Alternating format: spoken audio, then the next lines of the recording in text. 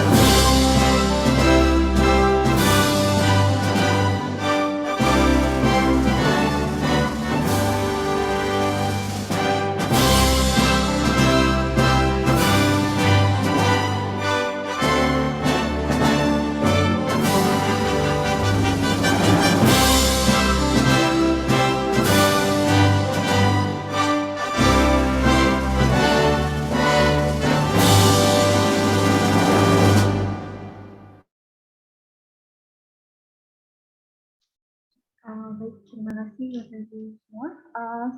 Sebelum kita memulai webinar ya, kita akan mendengarkan sambutan dari Bapak Daud. Untuk Pak Daud, kami persilahkan. Oke, baik. Assalamualaikum warahmatullahi wabarakatuh. Selamat pagi, salam sejahtera bagi kita semuanya. Pertama-tama saya ingin menyampaikan apresiasi yang setinggi-tingginya kepada para pemateri dan juga para peserta, di mana pada hari ini pendaftar sudah memasuki hampir 1.500 lebih dan akan terus bertambah. Jadi sekitar 1.500 sekian ini yang sudah mendaftar sebagai peserta untuk mengikuti kegiatan Meeting of Mind, Advokat Indonesia Menyongsong Masa Depan. Saya selaku Ketua Panitia pelaksanaan kegiatan ini menyampaikan bahwa Meeting of Mind atau pertukaran pikiran ini didasari oleh situasi dan juga kondisi yang sama-sama kita pahami yang sedang melanda organisasi advokat di Indonesia. Oleh karenanya, penting mempertemukan pokok-pokok pikiran di antara para tokoh advokat senior dari berlatar belakang atau beragam organisasi advokat, dan juga akademisi, dan juga pemerintah, dan parlemen tentunya. Meeting of Mind ini ditujukan atau memiliki maksud dan tujuan yang pertama, menjadi ruang bersama untuk dapat kembali menggali pokok-pokok pikiran tentang nomenklatur yang tepat bagi organisasi advokat di Indonesia sebagai organ negara. Yang kedua, adanya kesepahaman bersama dan satu untuk mewujudkan organisasi advokat yang berintegritas dan akuntabel sehingga advokat Indonesia dapat merespon perkembangan zaman dan bersaing secara internasional. Oleh karenanya, Meeting of Mind akan dilaksanakan selama kurang lebih 3 hari, mulai dari hari ini 23 Mei sampai 25 Mei atau tepatnya hari Rabu, dengan 9 topik ya, atau 9 tema khusus yang telah dipilih oleh panitia. Yang pertama, era Metaverse, bagaimana respon organisasi advokat Indonesia yang sedang berlangsung saat ini. Topik yang kedua, Dewan Kehormatan Bersama menuju Advokat Officium Nobile. Ketiga, satu kode etik advokat Indonesia dan Dewan Kehormatan Pusat, jalan menuju soliditas advokat. Ini untuk sesi hari pertama. Kemudian untuk sesi hari kedua, 24 Mei 2022, untuk sesi pagi, jam 10 sampai jam 12, dengan tema spesifik atau topiknya advokat sebagai kekuasaan kehakiman, memperkuat status advokat sebagai penegak hukum. Kemudian sesi siang, tepatnya pukul 13 sampai 15, pendidikan profesi advokat, bagaimana membangun model kerjasama dengan universitas. Kemudian sesi ketiga atau hari ketiga, untuk sesi pertama, bar examination menuju standar internasional. Sesi kedua, internship program, bagaimana model pelatihan yang efektif bagi advokat. Dan sesi terakhir, ini sesi penutup ya, bagaimana membahas ya topik tentang rancangan undang-undang advokat menuju advokat Indonesia berstandar internasional. Kesembilan tema khusus ini tentu diisi oleh para pemateri yang kompeten dan juga oleh para peserta yang ingin memajukan organisasi advokat di Indonesia. Sejatinya, organisasi advokat memiliki fungsi dan juga kewenangan untuk meningkatkan kualitas profesi advokat. Sehingga advokat dapat menjalankan tugas profesinya dengan berpegang teguh pada kode etik, undang-undang advokat, dan juga penuh integritas dan penuh tanggung jawab. Demikian penutup sambutan dari saya selaku Ketua Panitia.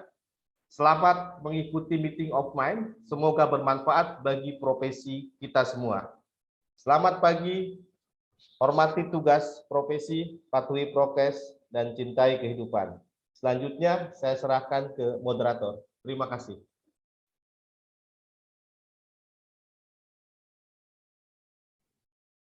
Oke. Ya, baik. Terima kasih Bang Daud atas sambutannya. Selamat pagi, rekan-rekan peserta webinar nasional yang saya hormati. Seperti yang tadi sudah dikenalkan, saya adalah moderator pada hari ini, saya Riasta. Dan sejalan dengan tema webinar nasional yang sudah disampaikan oleh Bang Daud tadi, yang berlangsung selama 3 hari ke depan, yaitu Meeting of Mind, Advokat Indonesia Menyongsong Masa Depan. Nah, pada sesi pertama ini kita akan membahas tentang era metaverse, jadi bagaimana respon organisasi advokat Indonesia terhadap era ini. Webinar ini terselenggara mengingat adanya tujuan kita bersama, yaitu saling menggali pokok pikiran dan juga memiliki kesepemahaman bersama untuk mewujudkan organisasi advokat yang berintegritas dan akuntabel sesuai dengan perkembangan zaman. Sudah bersama dengan kita kedua narasumber pada sesi pertama hari ini yang akan berbagi dengan kita dengan menyampaikan pokok pikirannya terkait respon organisasi advokat terhadap era metaverse atau dunia yang berubah menjadi serba virtual ini. Kita akan mencari tahu bersama bagaimana organisasi advokat memperkuat kualitas advokat-advokatnya di era metaverse ini dan apa saja sih strategi yang digunakan dalam menghadapi era metaverse ini. Nah, sebelum mulai ke acara inti, saya akan sedikit menyampaikan beberapa ketentuan demi kelancaran webinar pada hari ini. Yang pertama yaitu penyampaian materi ini untuk setiap pembicara nanti kami beri waktu maksimal selama 30 menit dan juga sesi tanya jawab yang akan dibuka adalah setelah kedua pembicara menyampaikan materinya, bisa disampaikan melalui kolom Q&A atau dengan fitur raise hand. Selanjutnya saya persilakan kepada pembicara pertama kita, yakni Dr. Edmond Makarim, Eskom, SHLLM. Beliau adalah dosen INTIP, penelitian bidang hak atas kekayaan intelektual dan juga telematika dari Fakultas Hukum Universitas Indonesia. Beliau memperoleh gelar sarjana komputer dari Universitas Gunadarma dan kemudian sarjana hukum dari Fakultas Hukum Universitas Indonesia. Kemudian dilanjutkan Lex Legibus Master atau Master Hukum dari Comparative Law University of Washington, School of Law, Seattle, dan juga doktor dari Fakultas Hukum Universitas Indonesia. Beliau juga merupakan anggota Nasihat Masyarakat Telematika Indonesia pada periode 2012 hingga 2015, dan sebelumnya beliau adalah staf Menteri Bidang Hukum Kementerian Komunikasi dan juga Informasi di periode 2008 hingga 2009. Baik, Bapak Edmond Makarim, saya persilakan untuk menyampaikan materinya terkait metaverse era dan juga implikasi hukumnya. Silakan, Pak. Baik, Assalamualaikum warahmatullahi wabarakatuh. Salam, Om Swastiastu, Namo Buddhaya, salam kebajikan dan salam kesejahteraan untuk kita semua. Ibu Rista, apakah boleh saya diberikan otorisasi untuk share screen, Bu? Ya, silakan Pak. Ini masih host disabled nih, Iya, kalau participant screen sharing. oke. Kalau panelis tahu saya bisa langsung share screen, coba Oke. Ya. Ya, apakah sudah kelihatan presentasi saya, Ibu? Sudah. Baik, Mungkin bisa di full screen ya. saya run show ya. Oke, baik. Oke. Yang kami hormati, kami banggakan para pengurus Peradi, Bapak Dr. Luhut, MP Pangaribuan, kemudian tadi Pak Daud, dan para hadirin sekalian. Suatu kehormatan buat saya untuk menyampaikan beberapa pemikiran terkait dengan melihat masa depan, begitu ya. Yang seringkali istilahnya itu selalu berubah-ubah sehingga membuat orang hukum seakan-akan tertinggal secara normatif. Padahal sebenarnya jika kita kembali kepada prinsip hukumnya, semuanya manusia tetap berada pada norma yang sejak ia dilahirkan sampai dengan ia meninggal nanti, sejak manusia memulai peradaban sampai dengan akhir peradabannya, prinsip hukumnya sebenarnya sama. Yang digambarkan seperti ini ya, kalau metaverse karena sudah sangat berelektronik sehingga kita seakan-akan sudah masuk itu sebagai manusia yang semuanya berdigital. Film-film Hollywoodnya juga ada banyak ya. Tapi yang pasti pada saat seseorang masuk ke dalam sistem informasi dan sistem komunikasi elektronik yang telah berkonvergensi menjadi satu penyelenggaraan, maka kondisi yang terjadi selain pemanfaatan adalah kerentanan.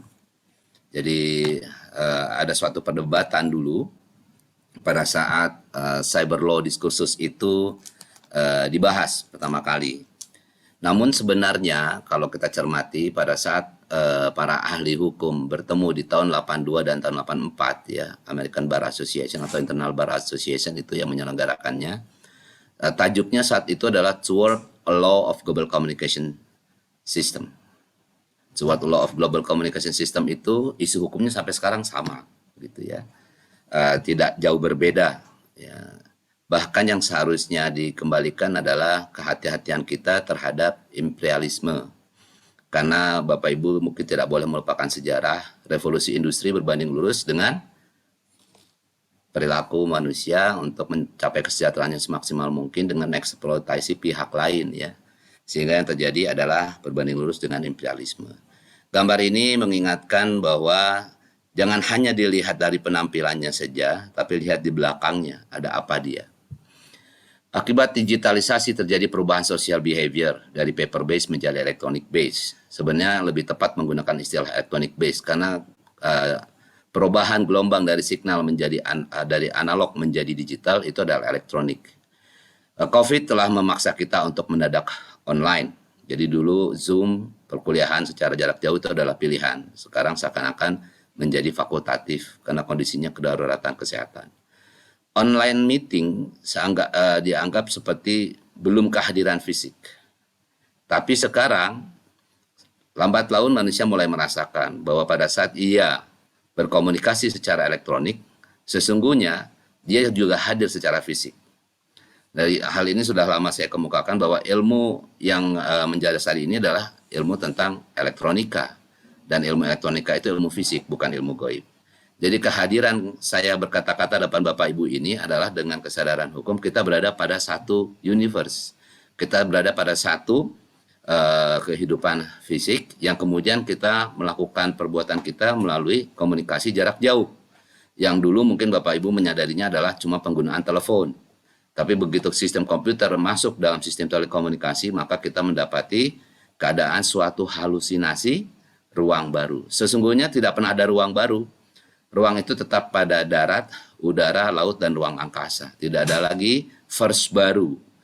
Universe yang kita kumandangkan sejak dulu adalah bumi dengan alam jagat semesta ini. Gitu ya. Pada saat manusia mengolah data yang tadinya voice, kemudian menjadi teks, kemudian sampai video, dia mendapati suatu ruang baru. Tapi mari kita cermati dulu. sejarahnya. Karena berdasarkan peraturan sejak dari Perma 2016 bahwa kehadiran kita seperti ini adalah bisa diposisikan sebagai kehadiran langsung. Apakah sistem yang kita gunakan ini dapat dijamin bahwa itu akuntabel? Dan pada saat ada suatu sifat dari satu sistem yang tidak sempurna, dia akan menjadi malfunction atau setidaknya not working properly. Lalu siapakah yang akan bertanggung jawab terhadap hal itu? Biasa kalau manusia dalam kehidupan kebebasan, jelas dia bebas, tapi ada juga penyalahgunaan kebebasan. Ada juga kelemahan terhadap kesadaran bahwa seakan-akan semua ini bebas begitu saja. Padahal even International Covenant on Civil and Political Right telah menyatakan bahwa kebebasan kita dalam menyampaikan ekspresi berpendapat itu dibatasi karena ada kata-kata duties and responsibilities. Pada saat kita menjalankan kebebasan kita, maka pada saat itu pula carries with it tentang tanggung jawab hukum dan kewajiban hukumnya. Menarik untuk kita cermati kembali, bagaimana sih visualisasi secara infrastruktur adalah seperti ini. Penggunaan gelombang-gelombang yang kemudian Bapak Ibu mendapatinya mengetik huruf A, padahal diketik huruf A yang disampaikan adalah kode-kode biner yang mungkin menggunakan ASCII kalau dia pakai standarnya American Standard Code Interchange itu, dan ABCD kalau dia European Binary Code ya. Intinya adalah gelombang itu disampaikan, penggunaan gelombang disampaikan, kemudian dikodingkan informasi.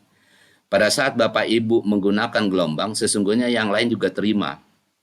Jadi kalau pakai handphone, kemudian kita pancarkan gelombang, gelombang itu disebarkan ke dalam satu sel, ya, yang sekian radius sekian meter, yang membuat itu terasa bahwa private communication cuma masalah enkripsi. Melakukan pemuatan gelombang ke dalam bentuk pesan-pesan coding, penggunaan dia dalam bentuk penyampaian informasi mau tidak mau akan menggunakan enkripsi. Enkripsi adalah suatu metode teknis mengacak secara matematik ya pesan yang tadi, kemudian sampai ke tujuan sehingga pihak yang lain kalaupun dapat memperoleh informasi itu tapi tidak mengerti maknanya. Saya garis bawahi, informasinya seperti kita bicara di depan khalayak ramai tapi dengan kode sehingga yang tahu cuma orang tertentu. Gelombang ini dipancarkan oleh jaringan telekomunikasi. Dulu, telekomunikasi secara teknologi naturalianya berkembang dari telepon ya. Dari sebelum telepon adalah Morse, sebelumnya adalah signal asap. Orang berkomunikasi jarak jauh. Kemudian sistem komputasi adalah orang menggunakan abacus, yaitu sistem komputasi.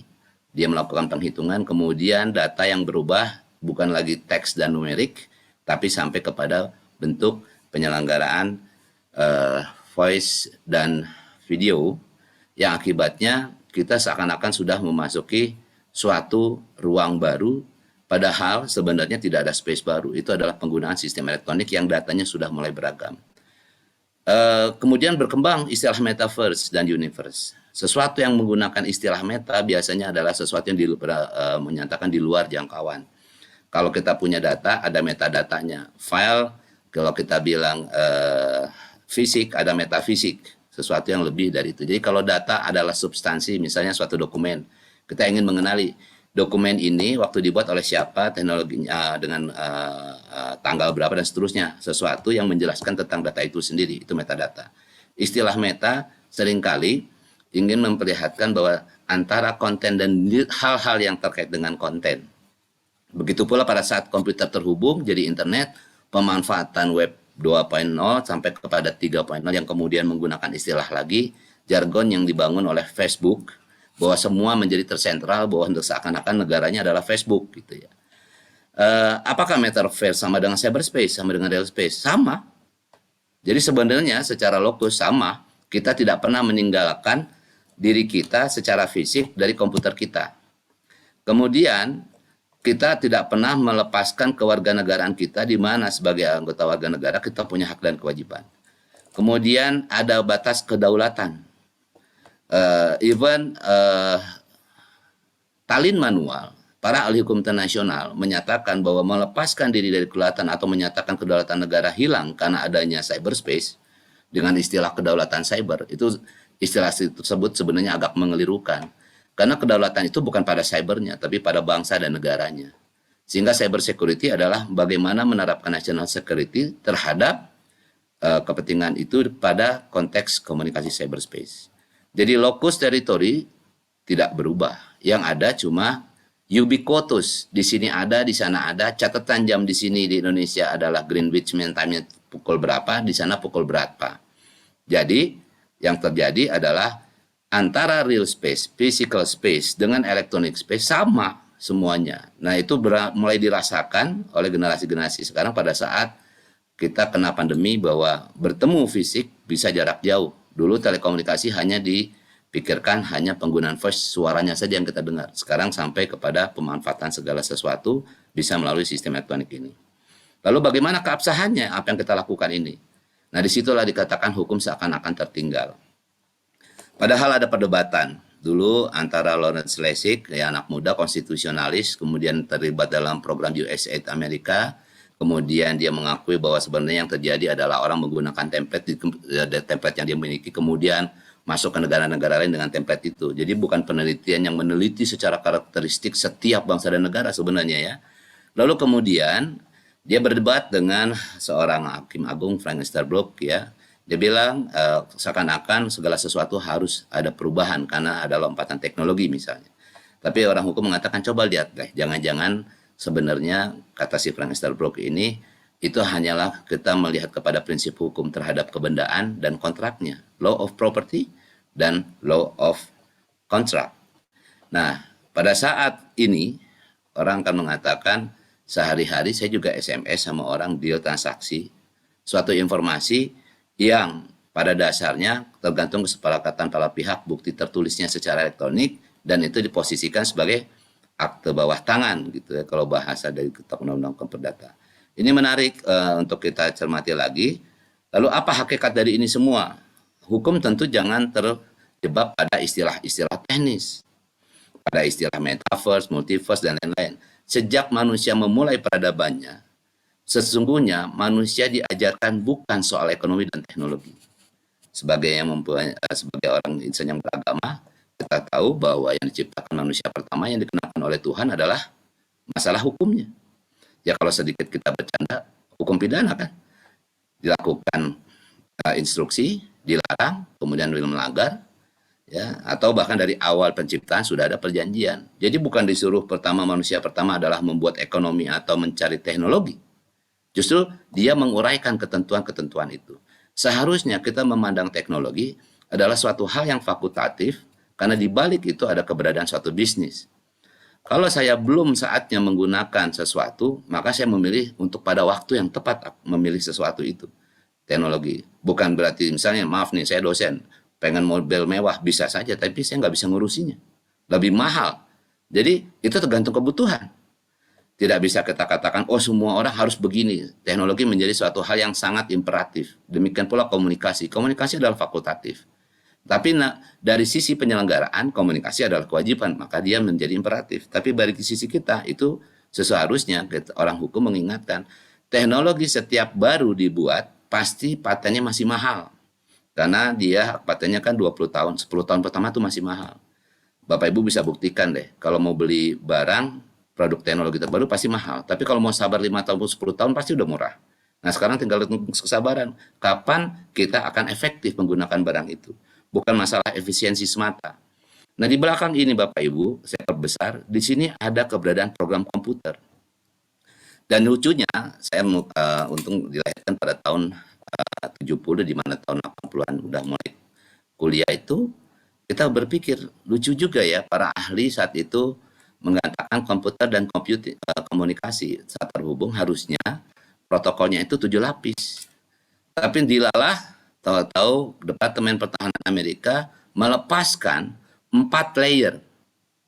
Jadi yang seharusnya secure communication itu 7 layer, ternyata diajak untuk ke 4 layer. Berarti ada lack of security. Ada protokol security yang akan dijual kemudian. Karena pada saat kita menyampaikan informasi di sini, itu informasinya ibarat kita mengirimkan informasi via kartu pos. Dan yang lucunya pada saat istilah engineering proses yang baru-baru tadi, seakan-akan menihilkan bisnis proses yang semestinya, yang sebelumnya, yang melahirkan keberadaan engineering proses. Digunakanlah istilah disrupsi, negative meaning sebenarnya. Harusnya adalah transformasi dari suatu bisnis proses tertentu diotomatiskan oleh keberadaan rangkaian komponen dan perangkat, sehingga memungkinkan suatu informasi diperoleh dari pengolahan data dari lapis bawah, data menjadi informasi, informasi menjadi knowledge, knowledge itu menjadi wisdom, dan wisdom kemudian digunakan untuk mengambil suatu decision, lalu action. Jadi yang paling tinggi ternyata secara keilmuan sebenarnya adalah bijak.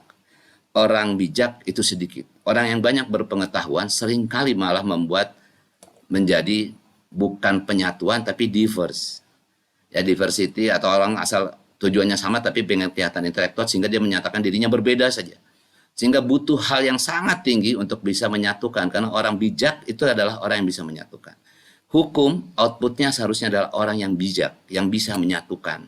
Karena kalau untuk berbeda gampang sekali, tapi menyatukan itu butuh effort dan kelapangan hati. Bukan hanya kelapangan isi kepala, tapi kelapangan nurani dan hati kita untuk bisa menerima kebenaran pihak ya yang kita debatkan. Nah, yang menariknya pada saat suatu sistem ini diselenggarakan, itu kode-kode aja yang kita lihat nggak bisa kita telusuri dengan begitu mata saja, karena ada rangkaian technical reference yang menjelaskan bahwa coding ini tujuannya ini, fungsinya ini. Buat hukum seharusnya untuk mengatakan ini dapat digunakan sebagaimana mestinya harus ada kejelasan. A set of instruction in which expressed in code dalam bentuk kode-kode yang disampaikan baik secara elektronik maupun secara tekstual algoritma ya atau listing code-nya. Jadi ada source code, ada object code. Yang kita tahu-tahu kita pasang, itu yang kita pasang adalah cuma object code. Sehingga kita tidak dapat menjelaskan pada saat ada yang salah apa di dalam sistem.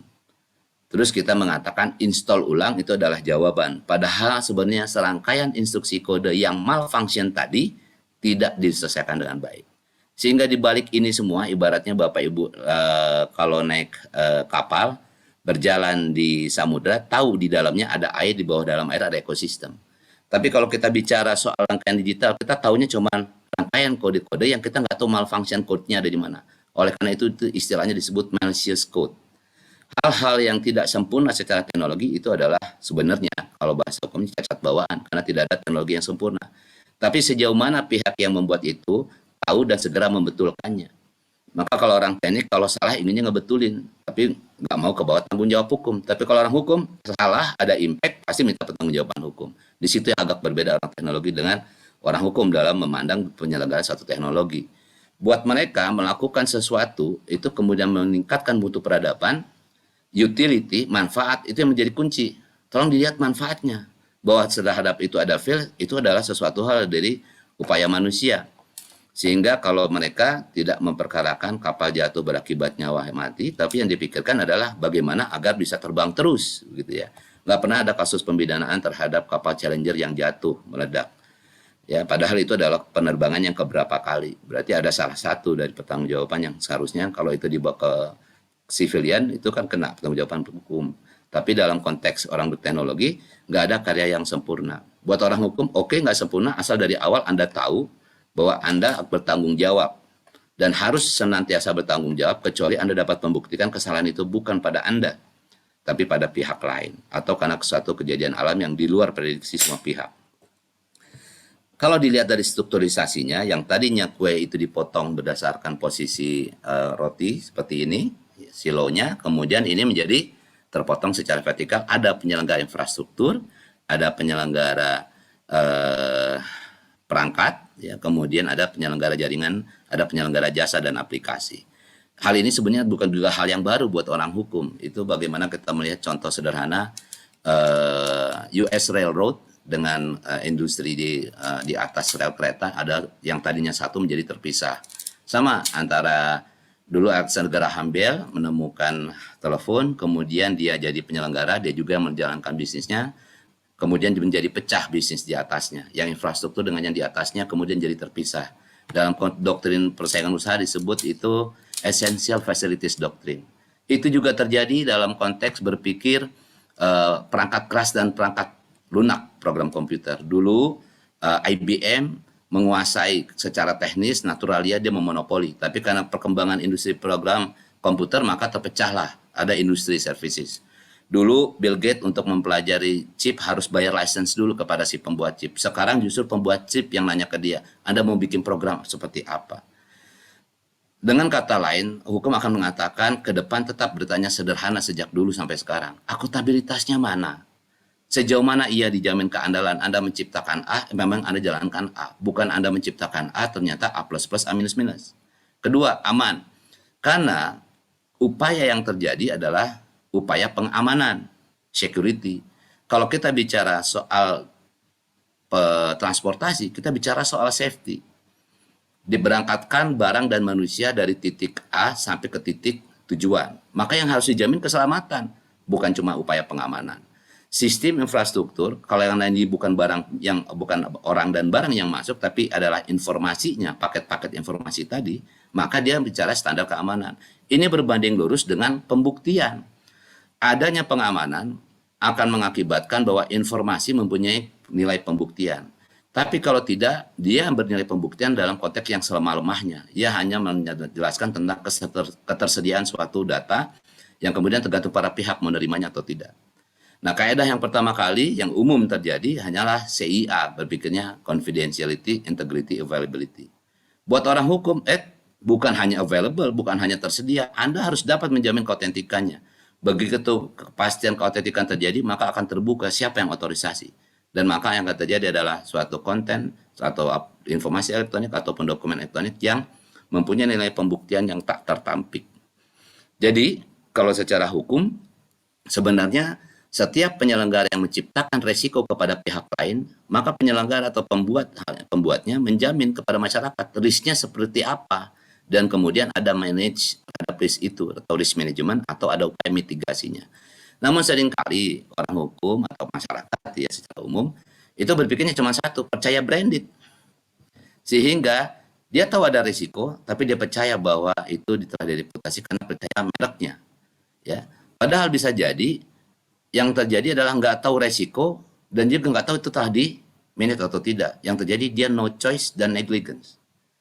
Maka orang nggak bisa dipersalahkan. Artinya sudah tidak tahu, cuek, gitu ya.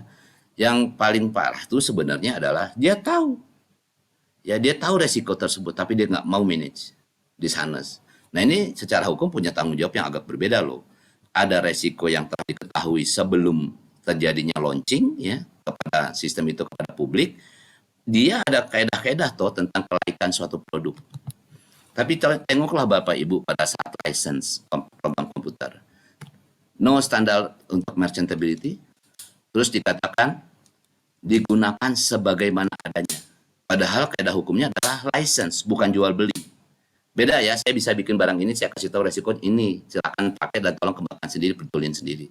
Dengan saya menjamin barang saya bagus, tapi Anda nggak punya akses ke sini. Gitu. Dan yang terjadi adalah percaya saya saja. Kan nggak bisa. Harusnya trust dibangun karena ada suatu prosedur. Semua regulasi-regulasi yang mewajibkan tentang resiko sebelum terjadi telah dimanage dengan baik, standar, safety regulation, prinsip tata kelola yang baik. Itu akan ditelusuri nanti oleh aparat advokat. Jadi advokat tidak perlu terkesima dengan metaverse, universe, omniverse, dan first lainnya. Yang dia tahu adalah manusia setiap bertindak menciptakan risiko kepada pihak lain dan berdampak kerugian, maka itu perbuatan melawan hukum. Tinggal dia geser yang mana, yang berdasarkan pembuktian negligence-nya, atau mau dibicara bahwa ini seharusnya strict liability. Itu pun dalam dua pemahaman ya, ada yang mengatakan strict liability dengan absolute liability seakan-akan tidak ada perbedaan, kalau saya melihatnya itu ada perbedaan.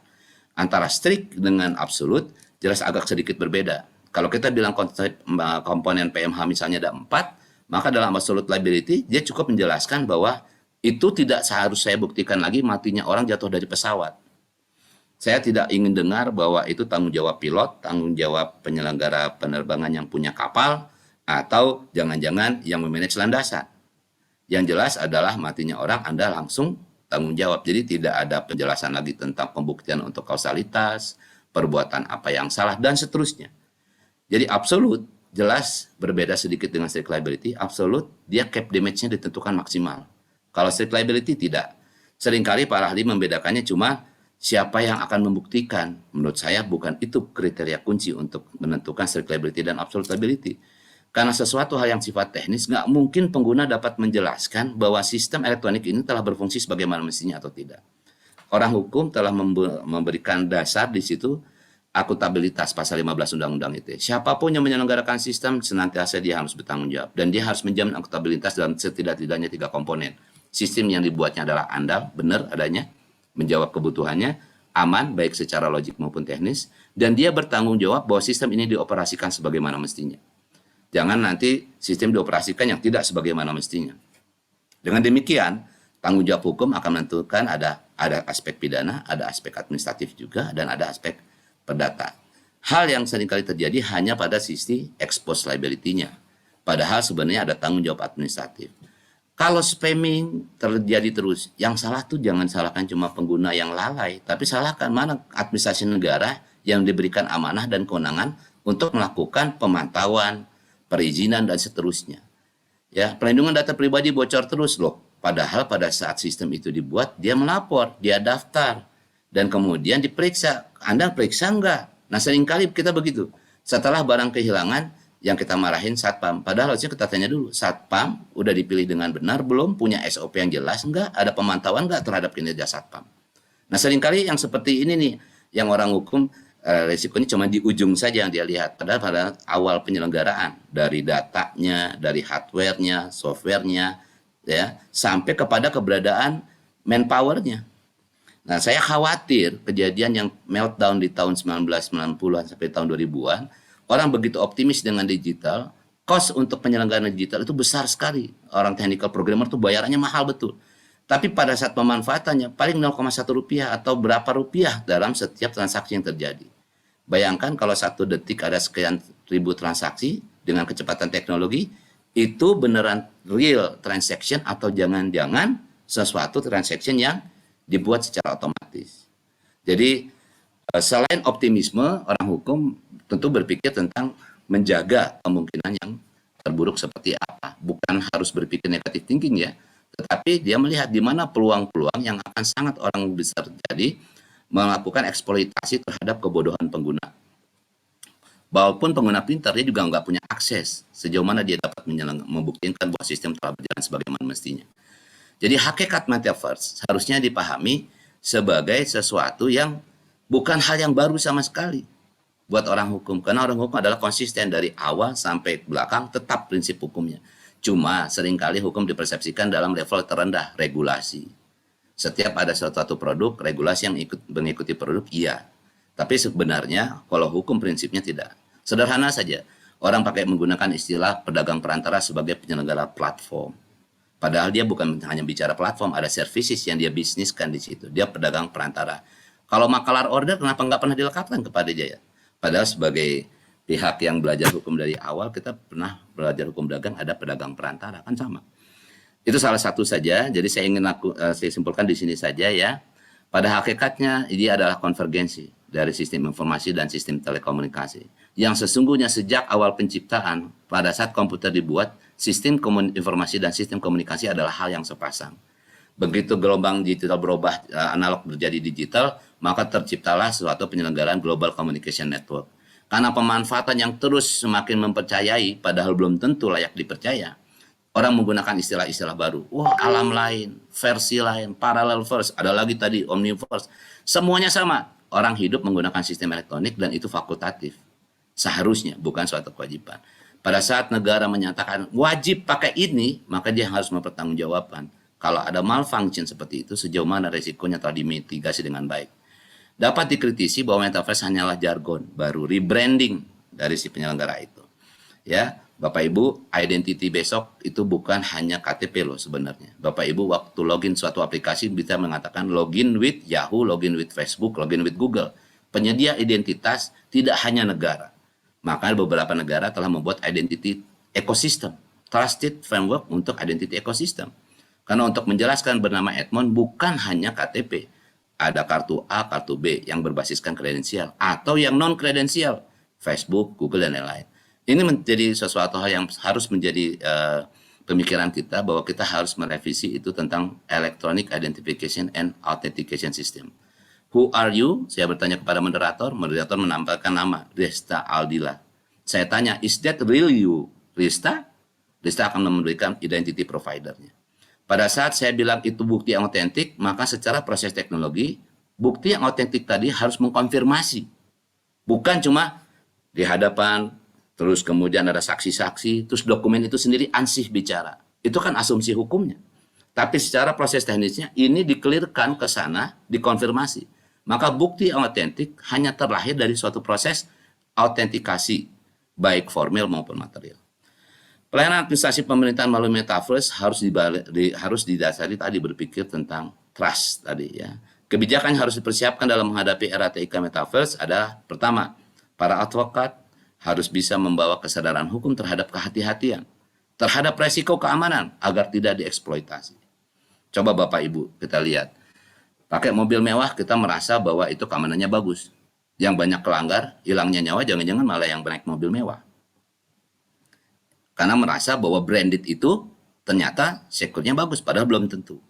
Jadi bisa jadi secara security, pagar bambu di mata orang hukum masih lebih jelas ketimbang ada firewall yang nggak jelas dalamnya siapa. Jangan-jangan di situ ada penyusupnya, yang buat yang tahu di mana hole-nya. Tapi kalau pagar bambu di depan rumah saya tahu ayam yang lompat, atau kambing yang lompat, atau orang yang lompat. Dari miringnya si pagar bambu tadi. Buat orang hukum harus clear informasi. Sayangnya orang hukum seakan-akan takluk bahwa terlalu mengagumi kecanggihan. Padahal seharusnya bukan mengagumi kecanggihan. Ingatin, ini sejauh mana nih? Kalau enggak, saya enggak pakai. Kalau enggak jelas, saya enggak pakai. Harusnya begitu. Ya, kemudian terkait dengan data pribadi. Pak Herman, mohon maaf, waktunya tinggal 2 menit lagi. Oke, Ya. saya fokuskan ke sini saja. Data pribadi. Lupa bahwa sebelum orang hukum menggali kaidah normatifnya,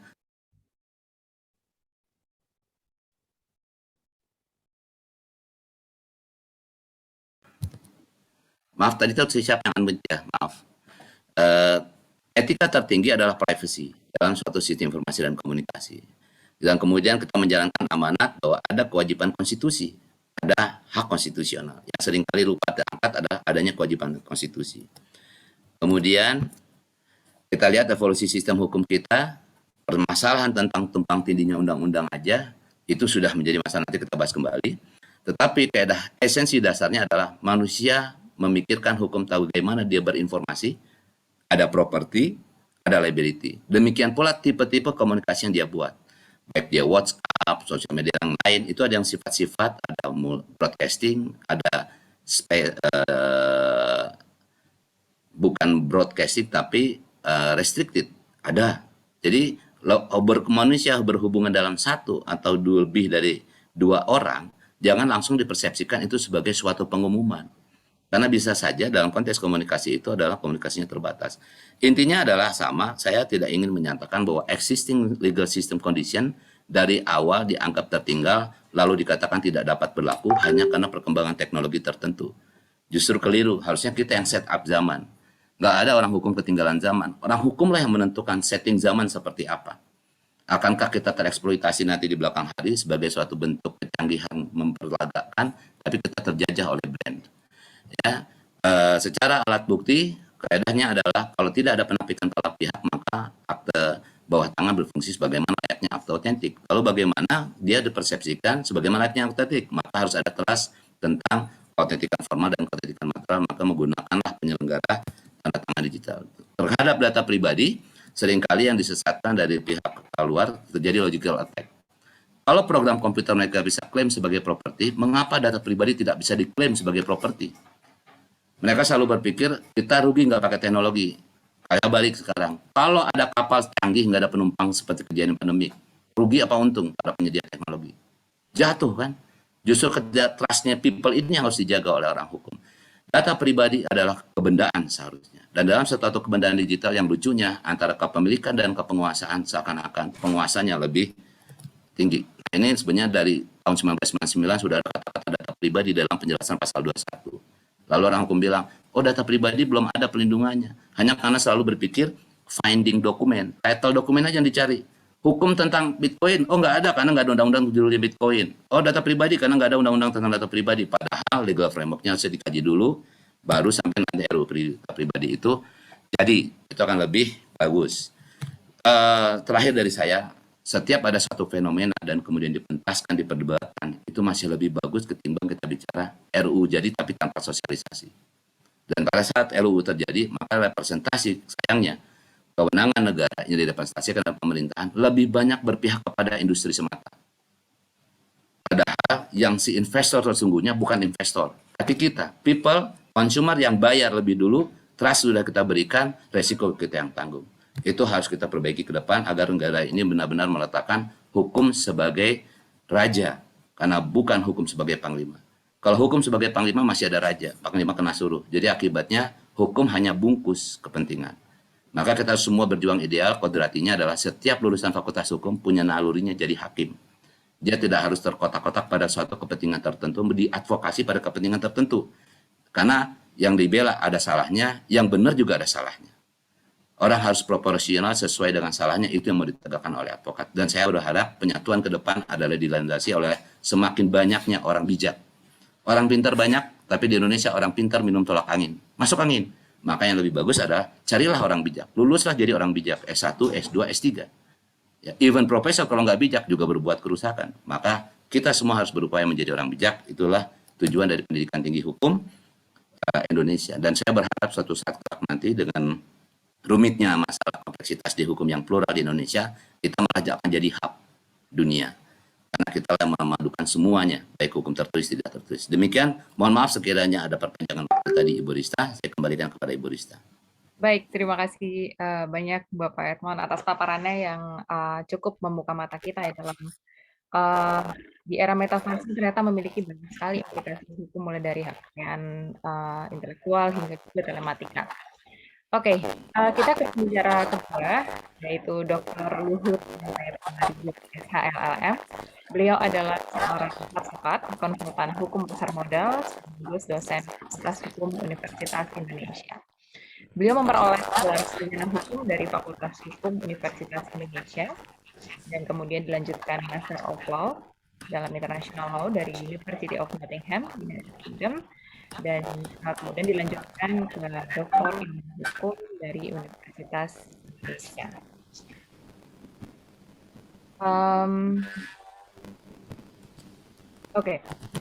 Beliau merupakan Ketua Umum Peradi tahun 2020 hingga 2025 dan juga founder dari LMP.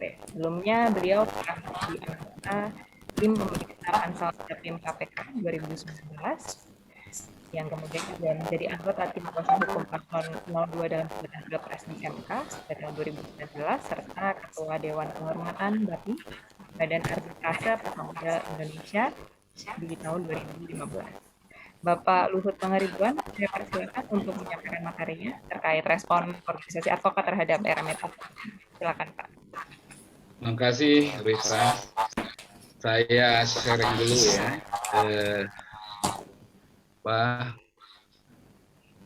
Oke. Sudah kelihatan ya? Apa slide presentasinya? Tapi kok saya tadi dibacakan CV-nya Dr. Edmond Makarim tadi nggak dibacakan. Itu lebih panjang lagi.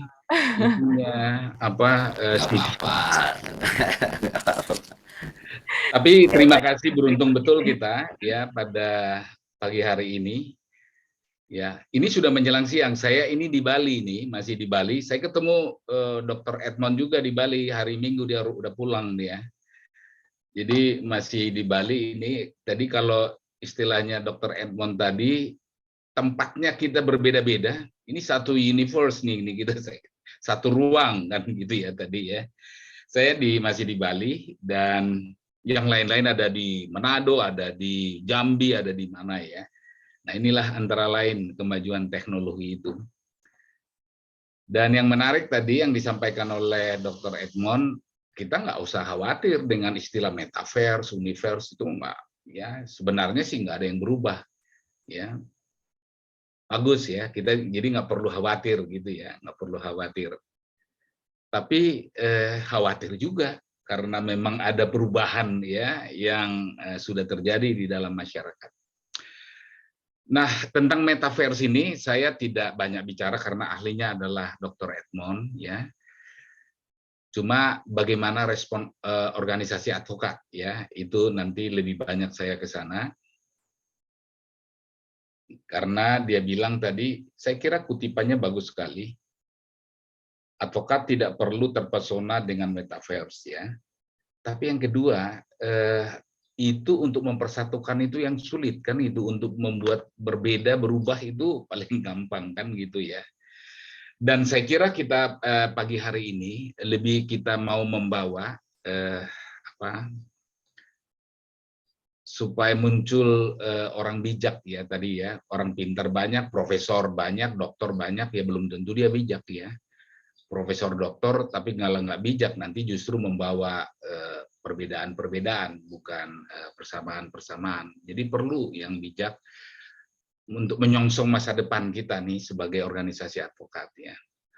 Sekarang advokat ini sudah menjadi perbincangan di mana-mana karena antara lain kita bisa menyelesaikan masalah orang lain, tapi masalah kita sendiri nggak bisa selesai-selesai kan gitu. Pertanyaannya kenapa ya?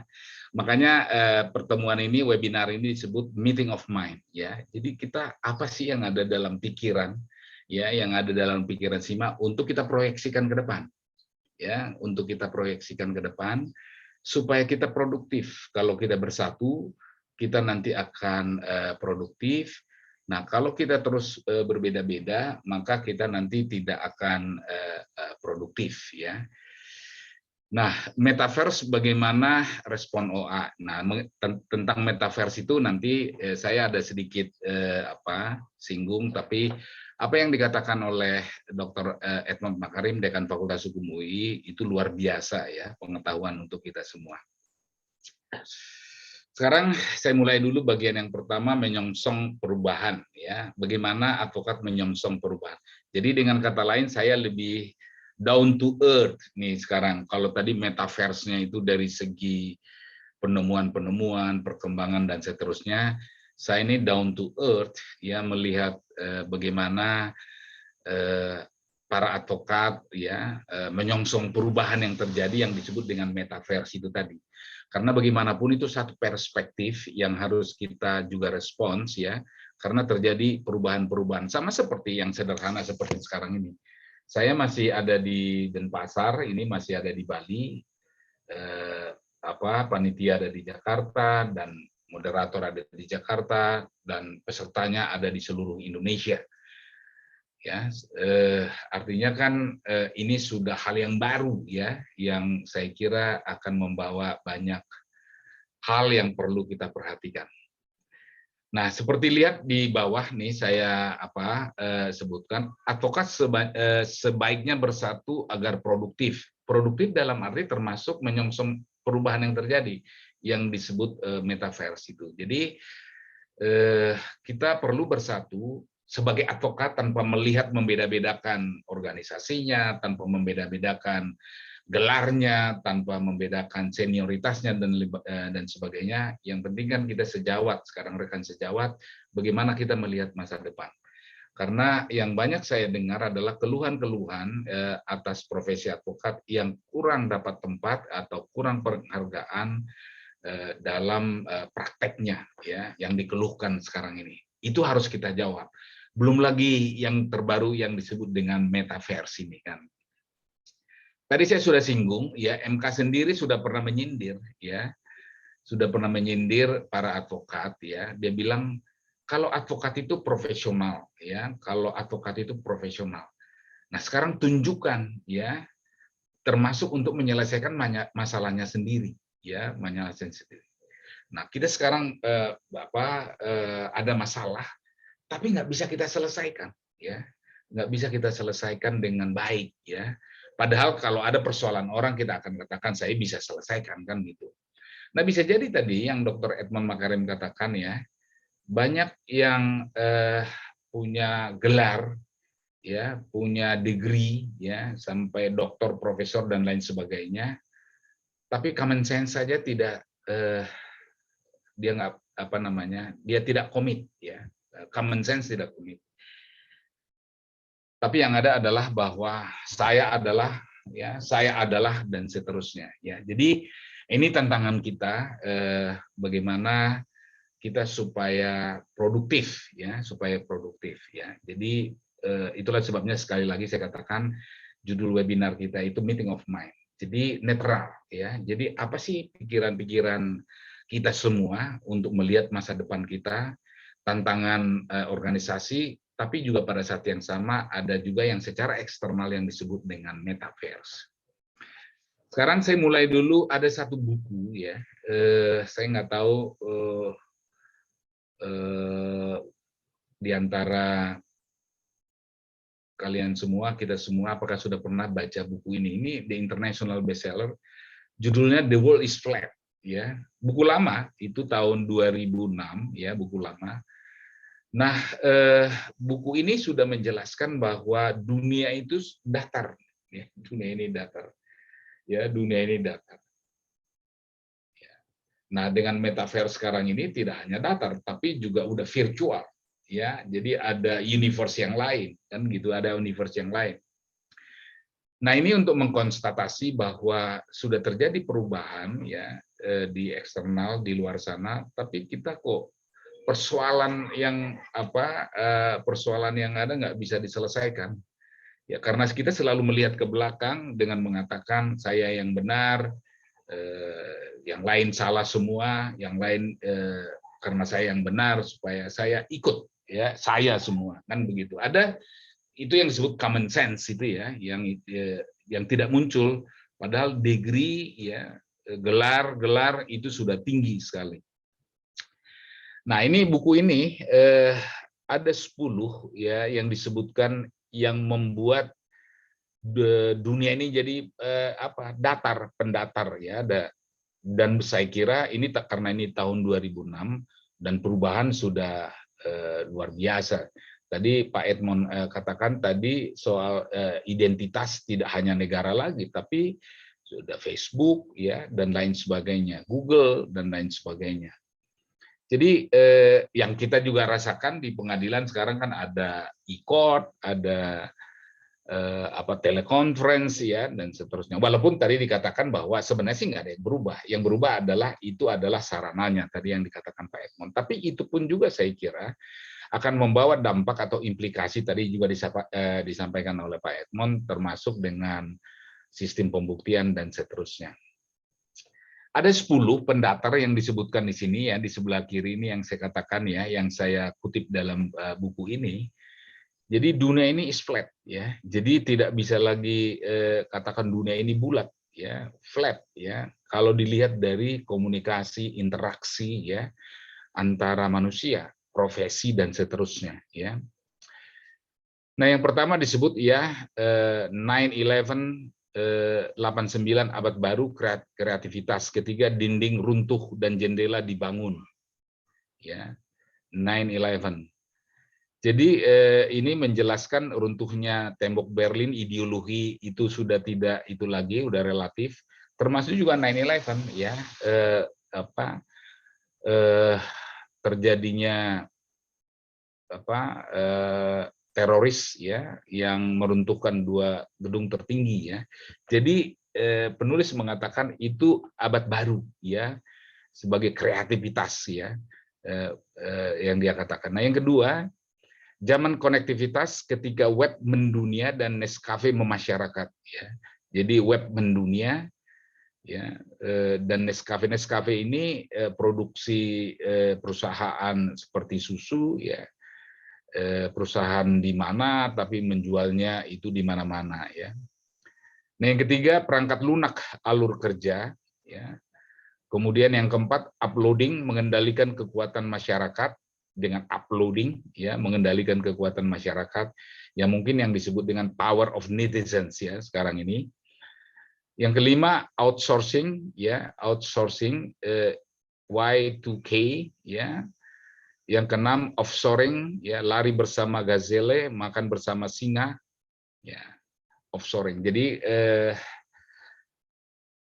memproduksi sesuatu bisa di mana-mana, ya, nggak perlu lagi tempatnya, nanti tinggal disatukan. Kemudian yang ketujuh supply chaining, ya, makan sushi di Arkansas dan seterusnya, ya, dibuatnya di mana misalnya, ya.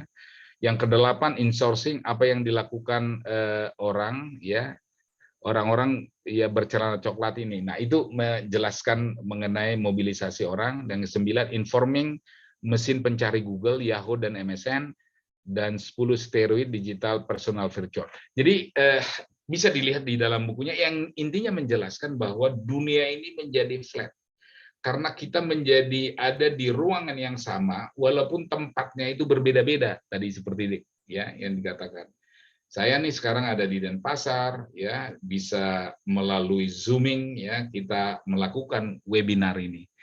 Dan dalam persidangan juga tadi seperti yang saya katakan terjadi perubahan-perubahan. Nah, ini tantangan yang menurut saya mungkin masih bisa dijabarkan lebih jauh yang harus kita hadapi. Nah, sekarang tadi saya hanya mengkonstatasi yang sudah dijelaskan panjang lebar oleh Dr. Edmond tadi, ya, tentang metaverse, ya. Saya googling, ya, apa yang dimaksud dengan metaverse, ya. Jadi dengan rumusan yang singkat saja, ya, karena tadi sudah dijelaskan cukup lengkap, ya. Jadi beruntung, ya, pagi hari ini kita ada Dr. Edmond Makarim yang memang dia bidangnya itu, ya. Oleh karena itu panitia meminta dia untuk berbicara yang pertama kali mengenai metaverse ini. Nah, metaverse adalah dunia komunitas verbal, tadi sudah dikatakan, tanpa batas yang saling terhubung. Dia dunia komunitas verbal, ya, yang saling terhubung, di mana orang dapat bekerja, bertemu, bermain dengan menggunakan headset realitas virtual, kacamata augmented reality, aplikasi smartphone, dan atau perangkat lainnya. Jadi dunia komunitas verbal. Nah, Facebook misalnya menyatakan tentang metaverse adalah sebuah perangkat ruang virtual, ya, tempat seseorang dapat membuat dan menjelajah dengan pengguna internet, ya, pengguna internet lainnya yang tidak berada pada ruang fisik yang sama dengan orang tersebut. Nah, seperti kita nih sekarang nih. Misalnya bisa melakukan kegiatan konser virtual, perjalanan online, membuat atau melihat karya seni, mencoba pakaian digital untuk dibeli. Konkretnya, karyawan bisa bergabung bersama di kantor virtual. Sama seperti kita, bukan karyawan, kita webinar, ya, bergabung bersama di kantor virtual, ya, sekarang yang Zooming ini, ya, sekarang berteleportasi, ya, ada istilahnya berteleportasi. Dengan kata lain, dunia digital telah semakin komprehensif dan intensif. Dengan kata lain, metaverse adalah versi internet yang ditingkatkan. Jadi makanya ada istilah Internet of Things, ya, IT Internet of Things. Nah, yang kita sudah alami, ya, seperti ini Perma nomor 1 tahun 2009 tentang e-court, e-filing, e-payment, e-litigation, ya, sudah diterapkan, ya. Kemudian nggak perlu lagi kita face to face. Kemudian Perma nomor 4 tahun 2010 tentang administrasi dan persidangan perkara pidana di pengadilan secara elektronik. Nah, yang saya sebutkan dengan teleconference. Jadi artinya sudah ada di hadapan kita, itu sudah nyata, dan memang kita harus siap-siap untuk meresponnya, menyongsongnya. Jangan terlalu fokus kepada bagaimana mengorganisasikan diri di dalam organisasi advokat ini sehingga saling serang dan saling menyatakan saya yang benar, kamu yang salah, ikut saya, dan seterusnya. Padahal sebenarnya itu organisasi adalah alat untuk kita bersama merespons, ya, menyongsong masa depannya, ya, merespons atas perubahan-perubahan yang terjadi. Nah, jadi perspektifnya pada webinar ini adalah bahwa mari kita lihat masa depan, ya, mari kita lihat secara bersama tantangan yang di depan, dan tantangannya saya kira sangat real, dan kalau kita tidak bersama maka itu tidak akan produktif. Nah, oleh karena itu webinar ini mengajak semua komponen organisasi advokat dan tanpa melihat organisasinya apa untuk menggarisbawahi bahwa kita harus bersama-sama, ya, kita harus bersama-sama untuk menyongsong masa depan kita, ya. Jadi kita tidak akan produktif kalau kemudian kita terus berdebat sesuatu yang sudah jelas, misalnya kita buat tidak jelas, ya, sesuatu yang sudah tidak perlu diinterpretasikan misalnya, ya. Jadi bukan membuat semakin jernih tapi semakin keruh, akhirnya kemudian kita menjadi tidak produktif. Nah, jadi salah satu tujuan dari webinar ini adalah untuk meeting of mind. Perlu kita kesadaran bersama, kita tidak produktif, ya, kalau kita utak-atik sesuatu yang sudah jelas, ya, kalau kita interpretasikan sesuatu yang sudah jelas, jadi seolah-olah menjadi tidak jelas. Itu harus dihindari. Jadi ada persoalan bersama di depan, kita harus hadapi secara bersama-sama supaya produktif, karena organisasi advokat misalnya kan adalah tujuannya untuk meningkatkan kualitas, ya, bukan memperbanyak anggota sebanyak-banyaknya sehingga uang banyak, tapi adalah meningkatkan kualitas. Nah, dalam rangka kualitas itu, maka kita harus produktif, ya. Jadi kita tingkatkan standar profesi yang lebih baik supaya kemudian bisa bersaing juga secara internasional, ya. Karena kenyataannya sekarang semakin banyak saya kira lawyer asing yang ada di Indonesia, tanpa kita bisa mengontrol secara efektif karena memang nggak ada larangan itu, ya, kecuali melalui regulasi-regulasi. Tapi karena dunia semakin datar, ya, globalisasi dan lain sebagainya, memang itu satu kenyataan. Nah, pertanyaannya bagaimana kita bersaing, ya, lebih baik, ya, dari yang bersangkutan. Oke, itu konstatasi bagian A, ya. Jadi ada tantangan di depan yang nyata yang harus kita hadapi, dan mari kita seperti MK mengatakan, profesionalitas kita ditunjukkan untuk menyelesaikannya, dan kalau kita katakan kita profesional, mestinya menyelesaikan masalah kita sendiri mestinya bisa dilakukan secara profesional. Nah, sekarang bagian B dari paparan saya, bagaimana advokat menyongsong era metaverse, ya. Bagaimana advokat menyongsong era metaverse. Tadi Pak Edmond sudah detail sangat banyak sekali. Nah, saya mulai dengan paradigma, ya. Undang-Undang Advokat, ya, menyatakan organisasi advokat dengan maksud dan tujuan untuk meningkatkan profesi advokat. Dengan maksud dan tujuan untuk meningkatkan kualitas profesi advokat. Kualitas profesi. Nah, kualitas profesi itu kan artinya kan adalah keilmuan, expertise, ya, keahlian. Jadi yang ditingkatkan adalah keahliannya dari para advokat itu. Bukan jumlah advokatnya yang harus ditambah. Itu hak setiap orang untuk memilih profesinya, ya, itu nggak bisa dilarang, itu hak asasi. Tapi sebagai organisasi itu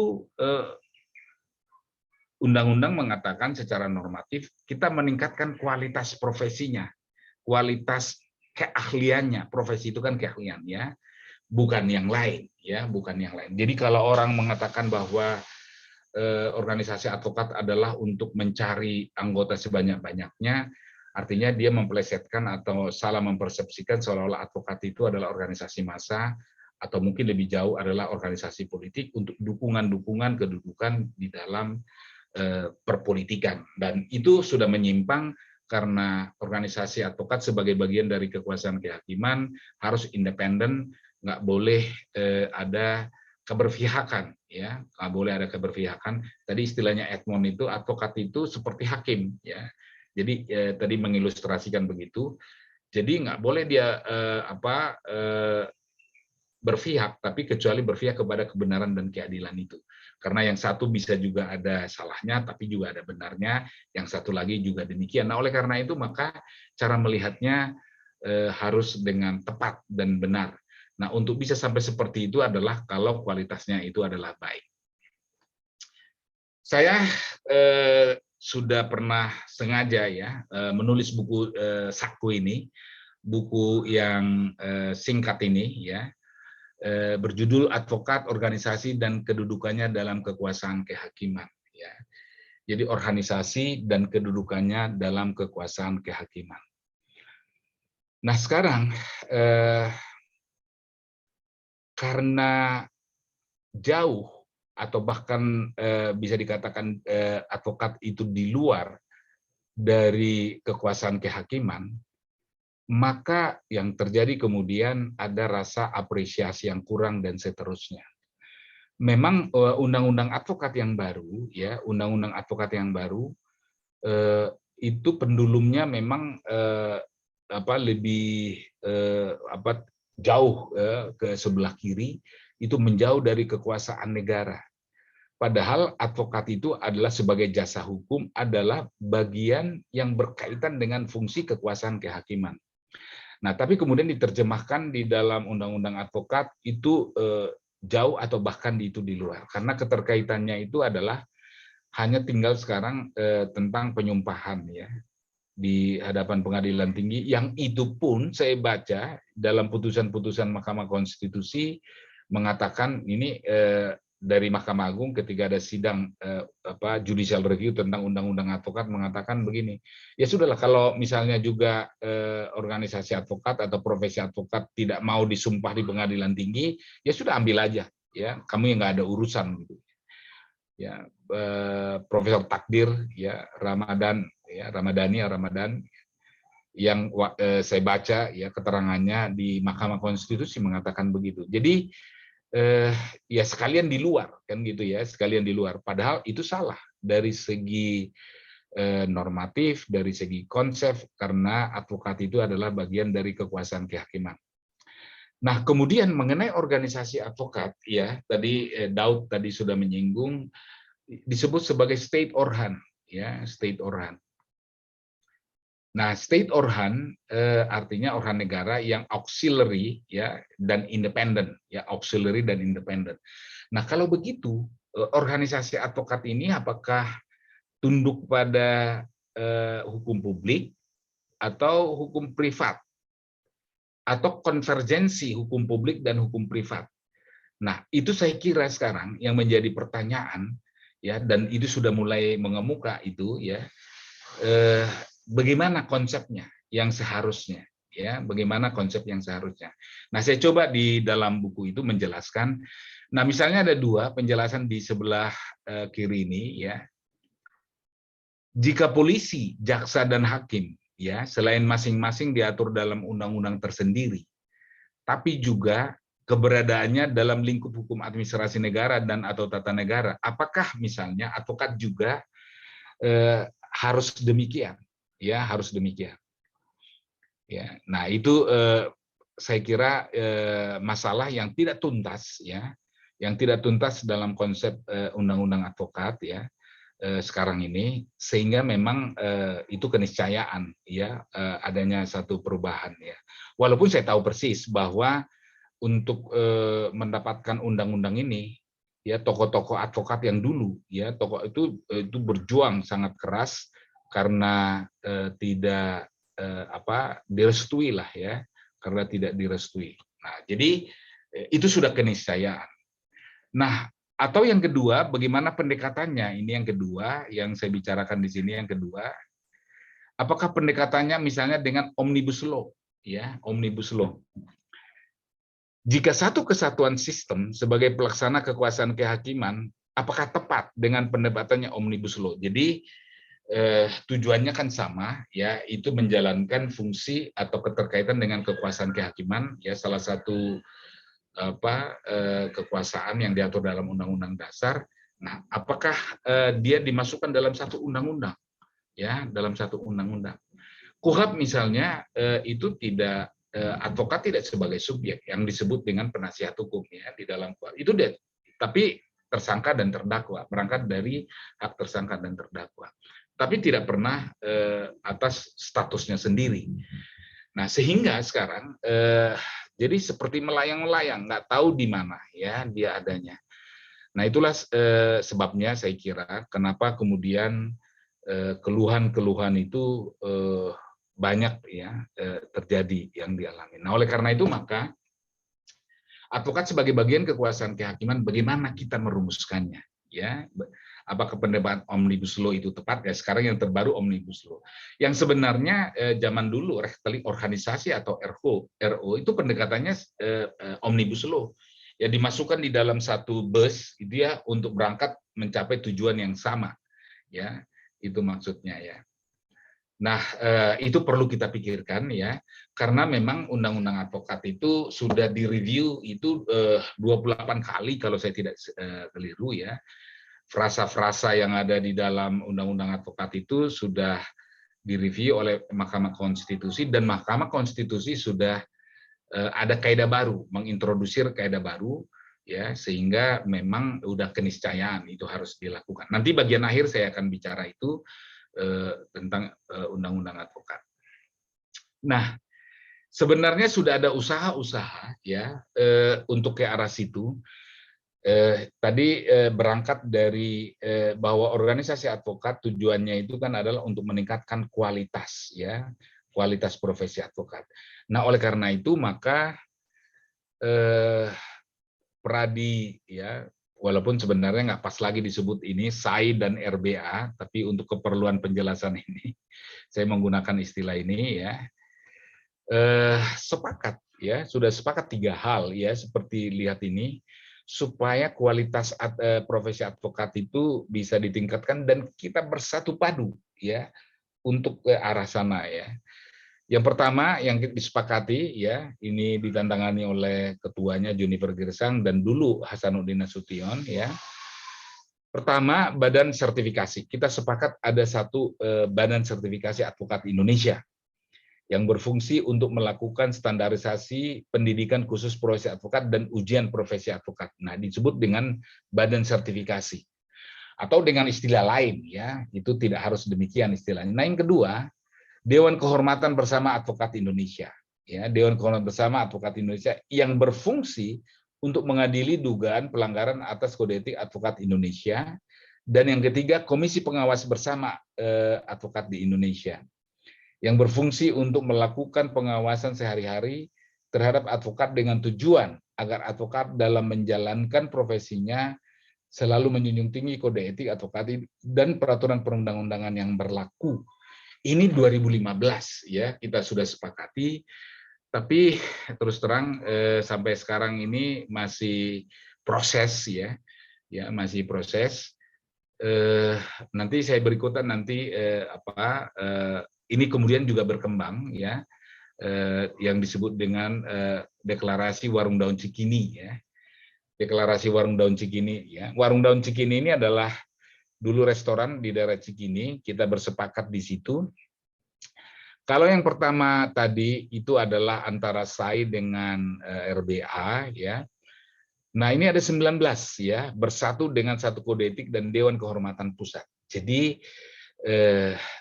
kurang lebih sama tadi antara RBA dengan SAI ya. Jadi ada 19 organisasi di sini mengatakan satu, kami menegaskan bahwa Kode Etik Advokat Indonesia tanggal 23 Mei 2002 memang sudah satu ya berdasarkan Undang-Undang Advokat, kode etiknya sebagaimana disebutkan dalam pasal 33 tahun 2003 tentang advokat merupakan satu-satunya kode etik yang berlaku dan mengikat bagi setiap advokat Indonesia. Jadi itu sudah inheren dengan Undang-Undang Advokat. Nah, dua, kami akan membentuk Dewan Kehormatan Bersama Advokat Indonesia yang berfungsi untuk mengadili dugaan pelanggaran atas kode etik advokat Indonesia. Jadi kurang lebih sama. Nah, ini udah lebih konkret ya dulu, di mana sudah ada timnya yang diketuai oleh advokat yang sangat dikenal etis dan penuh integritas, yaitu Fred Tumbuhan ya. Tapi sayang kemudian belum lama dia meninggal, sehingga tidak terlaksana ya, tidak dapat terlaksana secara konkret. Tapi sudah ada di sana. Jadi tinggal kita sekarang meneruskan apa yang sudah ada supaya tujuan dari normatif dari Undang-Undang Advokat yang mengatakan perlu adalah meningkatkan kualitas profesi advokat, bukan menambah jumlah advokat ya, itu bisa terlaksana. Nah, kalau menambah jumlah advokat ya memang seperti pusat, jadi jadikan organisasi advokat seperti pusat-pusat kursus kan begitu ya. Dan itu yang menurut saya kita harus hindari, karena saya kira kita tidak bisa menghadapi tantangan masa depan yang disebut tadi metaverse itu dan kita tidak akan produktif kalau kita tidak satukan ya standar profesinya. Nah ini yang tanda tangan ini ada 19 ya, ini bisa nanti dilihat di situ. Nah, Menko Polhukam dan Menhukam ya, sebagaimana diketahui itu juga sudah memberi perhatian ya. Saya Soho RBA bolehlah menggunakan istilah itu, mestinya sih nggak perlu, tapi untuk keperluan identifikasi saja. Itu surat pernyataan kesadaran perlu bersatu di hadapan Menko Polhukam dan Menhukam. Jadi ada surat pernyataan. Jadi nih, ini yang tulis tangannya Menko Polhukam itu. Dengan difasilitasi, disaksikan oleh Menko Polhukam Bapak Muhammad Mahfud MD dan Menhukam Bapak Yasona Lauli, kami dari 3 organisasi peradi yang selama ini terpecah menyadari bahwa kami perlu bersatu ya, kembali untuk merupakan kejayaan advokat Indonesia. Kemudian atas dasar itu kami menyatakan kesediaan untuk bersatu dan berhimpun kembali dalam satu wadah organisasi Perhimpunan Advokat Indonesia Peradi sesuai dengan peraturan perundang-undangan yang berlaku. Proses penyatuan akan dimulai dengan rintisan musyawarah nasional Munas bersama yang akan disusun dan dipersiapkan secara adil. Jadi ini saya boleh cerita khususnya dari rekan sejawat yang bukan peradi ya, yang kita tidak melihat lagi kotak-kotak seperti itu. Ketika Menko Polhukam ya menyampaikan itu kepada kami bertiga waktu itu yang hadir ya, saya yang pertama kali ditanya oleh Menko Polhukam, dia nanya begini, ya, apakah saudara bersedia untuk menandatangani ini? Saya bilang, Pak Menteri, sebelum saya menjawab pertanyaan, saya ingin sampaikan dulu demikian. Persoalan advokat itu tidak terbatas lagi pada peradi. Karena kenyataannya di luar peradi mungkin jumlahnya sudah sama atau bahkan lebih, saya nggak tahu persis ya. Nah, Bapak Menteri itu kan adalah menteri untuk semua. Jadi sebaiknya penyelesaiannya tuntas untuk semua kan gitu. Jadi sebenarnya saya mau mengusulkan standar profesi yang lebih penting daripada menyatuan ketiga-tiganya. Tapi Menteri waktu itu mengatakan, ya udahlah ini ajalah dulu ya, nanti kita bertahap nanti ke arah sana. Saya bilang baik. Dari dulu yang disebut Munas, ya Munas itu kami tawarkan, kami sampaikan. Misalnya ketika pengadilan di Jakarta Pusat, ketika kita digugat, sebagaimana diketahui kan ada proses mediasi, ya. Nah, kita sampaikan usul kita, ya, bahwa cara penyelesaian itu Munas, ya, dengan cara Munaslup. Tapi ada persyaratan-persyaratan yang menurut kita itu perlu. Yang pertama, ya, semua yang terlibat konflik ya, atau terpapar konflik, ya, sebaiknya tidak ikut lagi untuk jadi pengurus, ya, itu tidak jadi pengurus, termasuk saya tentunya, ya. Itu satu ya kita katakan yang kedua. Nah yang kedua, mohon maaf Pak Luhut, waktunya sudah habis. Bisa ya kita sebentar lagi ya. Munasnya itu adalah one man one vote, ya, one man one vote. Nah itu kita sampaikan, tapi dia bilang no, ya. Termasuk juga ketika ditulis surat kepada kita Soho, ini maksud saya, kita sudah jawab, udahlah sekarang dalam rangka memperkuat kedudukan advokat, kita serahkan aja ke Mahkamah Agung untuk menjalankan, uang kan banyak. Jadi seingat saya waktu di Makassar itu paling tidak ada 50 miliar, ya cukup untuk melaksanakan saya kira. Oke, sekarang saya masuk kepada RUU advokat, tadi saya sudah bilang keniscayaan, ini sebentar lagi ya, Rina, ya. Organisasi advokat sebagai organ negara auxiliary dan independen diatur sebagai bagian hukum publik dalam bentuk pertanyaan. Nah, kemudian di dalam dalam putusan Mahkamah Konstitusi disebut State Open Legal Policy, ya, standar profesi sebagai single bar. Ya, itu dia bilang itu single bar atau multi bar itu open legal policy, itu yang dia katakan. Tapi memang RUU advokat itu sudah adalah keniscayaan, ya. karena terus berkembang dan kebutuhan terus berkembang. Nah, dalam kaitan ini saya mau menonjolkan ada tokoh undang-undang advokat dulu yang memperjuangkan ya, yaitu Yap Yamhin dan Adnan Buyung Nasution ya. Kedua tokoh ini antara lain yang memperjuangkan Undang-Undang Nomor 14 tahun 2003 nih, maaf salah itu ya, 2003 tentang advokat. Tapi ada saya lihat kesaksian orang, nanti bisa dicek dalam putusan mahkamah yang terbaru ya, Mahkamah Konstitusi mengatakan bahwa mereka ini bukan tokoh organisasi advokat, bukan tokoh advokat.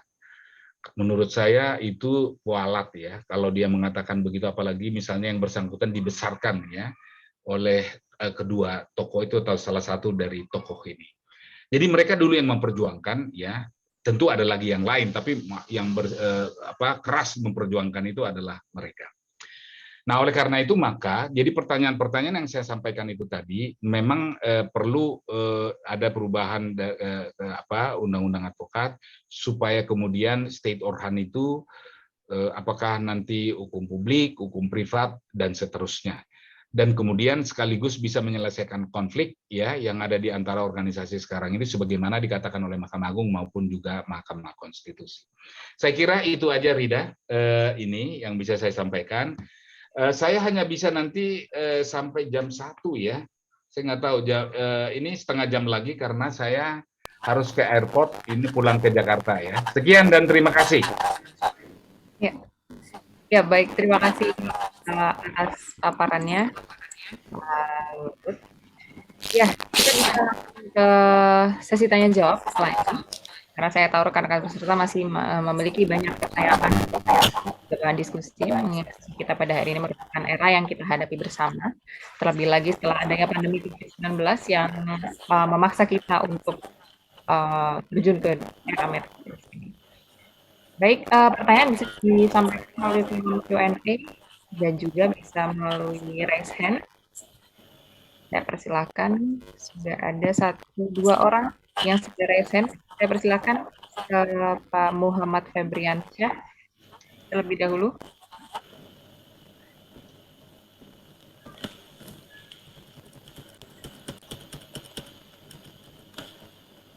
Halo, atau Pak Aditya, siapa duluan yang bersedia?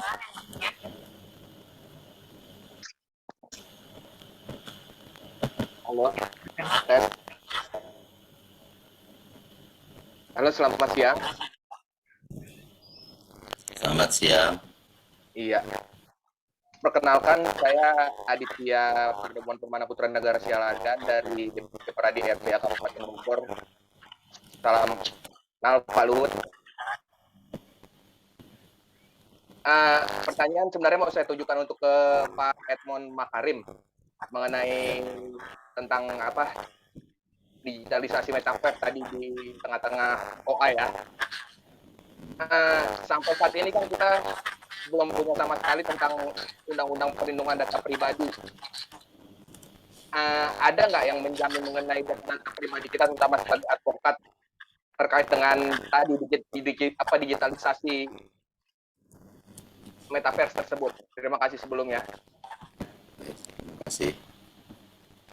Apakah sudah bisa langsung dijawab Ibu biar tidak lupa? Ya, silakan. Sebagaimana saya sampaikan dalam presentasi saya, ya, data pribadi kalau Bapak Ibu melihat pertama tentu kita lihat terlebih dahulu bagaimana manusia dalam kehidupan privasinya. Ya, data pribadi dalam ada 2 pendekatan. Model Amerika itu dia subjective approach untuk privasinya. Sementara dalam konteks berpikir Eropa, dia merupakan sesuatu aset yang sifatnya strategis sehingga dia melakukannya ke objective approach. Konvensi Uni Eropa menyatakan bahwa yang namanya data pribadi ini adalah warga negara akan berhadapan dengan korporasi dan juga negaranya, administrasi pemerintahan. Maka di sana standarnya harus ada komisi khususnya. Dia harus independen karena dia memastikan keadilan menjadi terbentuk setiap orang dalam kehidupan pribadinya di tengah kehidupannya bermasyarakat, berbangsa dan bernegara. Data pribadi secara letter dalam kata itu ada sejak dalam Undang-Undang HAM, di mana setiap orang tidak boleh dijadikan objek penelitian. Otomatis di situ terjemahannya konteksnya adalah profiling. Dalam selama-lamanya pemahaman privacy adalah setiap orang harus merasa aman dengan badannya, bendanya, rumahnya, ya, hartanya, sampai kepada komunikasinya. Sehingga kalau digantungkan kepada pendekatan individual, dia digantungkan kalau cara berpikir mereka kepada reasonable individual expectation to privacy. Adakah pengharapan yang sah? Tapi di sisi yang lain adalah setiap data, objek yang menyangkut kehidupan saya, mengidentifikasi diri saya, dieksploitasi, diekspos ke orang lain, itu punya potensi sudah merugikan saya. Ya, baik dalam bentuk dia datanya diambil nilainya maupun bahkan kepada penelusuran saya di mana. Jadi setiap data yang berunjuk yang akan melakukan proses pengidentifikasian sehingga mengidentifikasi diri kita itu tidak boleh diselenggarakan secara semena-mena. Maka diberikanlah kewajiban bahwa setiap orang yang memperoleh data pribadi itu digerakkan sebagai fungsi prosesor, pengendali data, custody, ya, controller, dan dia yang ingin memproses. Dianggap bahwa yang namanya si prosesor adalah controller. Saya minta data pribadi Anda, tentu Anda kan nanya ke saya, Bapak nanya data tujuannya apa, kan gitu. Orang di tengah jalan langsung cedak ditanyain nama saja. Itu harus dengan dasar kepentingan yang sah. Cara berpikirnya tidak hanya merujuk kepada satu undang-undang khusus. Nah, ini yang seringkali dipersepsikan Indonesia seolah-olah dikit-dikit bikin sesuatu undang-undang lex spesialis. Dalam undang-undang HAM bisa digunakan, undang-undang ITE pun ada, dalam konteks kesehatan ada juga di dalam undang-undang kesehatan. Jadi kita tidak boleh mengatakan bahwa RUU data pribadi belum jadi, terus kemudian kita bilang nggak ada perlindungan hukum data pribadi di Indonesia. Ketiklah kata data pribadi, Anda bisa menggunakan sistem yang kami buat, ECLIS ya, Electronic Codification and Legal Information System, maka Anda menemukan, data pribadi disebutkan di undang-undang ini sekian kali, sekian, maka kita buat legal framework-nya. Itu juga terjadi di negeri lain. Karena sekadar ketahui, sampai sekarang belum ada konvensi internasional yang menyatakan standar minimum provision pelindungan data pribadi seperti apa. Belum ada. Yang ada adalah konvensi Uni Eropa, yang karena dia konvensi HAM-nya berbeda dengan model ASEAN dan yang lainnya, bahwa dia meminta standarnya adalah harus terpisah dan komisi independen khusus. Jika tidak, maka dianggap tidak adequate level protection menurut mereka. Jadi konvensi internasional tidak pernah ada yang judulnya tentang data pribadi. ICCPR bicara soal privacy. Ya, privacy dan data pribadi hal yang sepasang. Kalau kita melihatnya kepada hak individual dan individual self expectation. Nah, selemah-lemahnya karena data pribadi itu bentuknya elektronik, Suaranya, ya. Suaranya kayak agak. Oke. Suaranya yang saya dengar dari Anda sih bersih, saya nggak nyangka kalau suara saya nggak bersih. Saya ulang berarti ya. Ya. Data pribadi secara literal, kalau Anda tekstual search kata data pribadi akan keluar dalam beberapa peraturan perundang-undangan. Secara doktrinal memikirkan bagaimana data pribadi ini kaitan aspek hukumnya, maka privacy yang harus jadi kata kuncinya. Dalam penelusuran hukum, membuat kerangka kajian hukum harus berdasarkan dua pendekatan, literal search dan logical search. Kata-kata yang kalau dia menjelaskan merupakan data elektronik, maka gunakanlah Undang-Undang ITE. Di Undang-Undang ITE dikatakan bahwa setiap orang yang memperoleh data pribadi harus dari yang bersangkutan. Karena kalau bukan dari yang bersangkutan, perolehan data pribadinya sebenarnya adalah punya potensi pelanggaran hukum privacy. Kemudian diturunkan lagi di dalam PP 82 2012 yang kemudian telah direvisi dengan PP nomor 71 2019. Selain itu, di dalam Undang-Undang Perdagangan juga ada tentang data pribadi. Lihat titulernya di PP 80 2019. Kalau ternyata data pribadi Anda entah dilanggar, Anda boleh lapor kepada instansi terkait untuk minta bahwa situs tersebut disensor, ya, situs tersebut dilakukan filtering atau di shutdown. Setidak-tidaknya dihalang setiap orang agar jangan sampai ke sana yang akibatnya data pribadinya jadi terlanggar. Jadi ada aspek hukum di Indonesia terhadap data pribadi tanpa harus menunggu RUU Perlindungan Data Pribadi. RUU Perlindungan Data Pribadi untuk membuat itu menjadi lebih baik lagi. Dan pun kalau dia naik, karena yang akan ditugaskan dalam situ adalah prinsipes dari kaidah perlindungan data pribadi. Ada 7 kalau kita lihat kepada GDPR.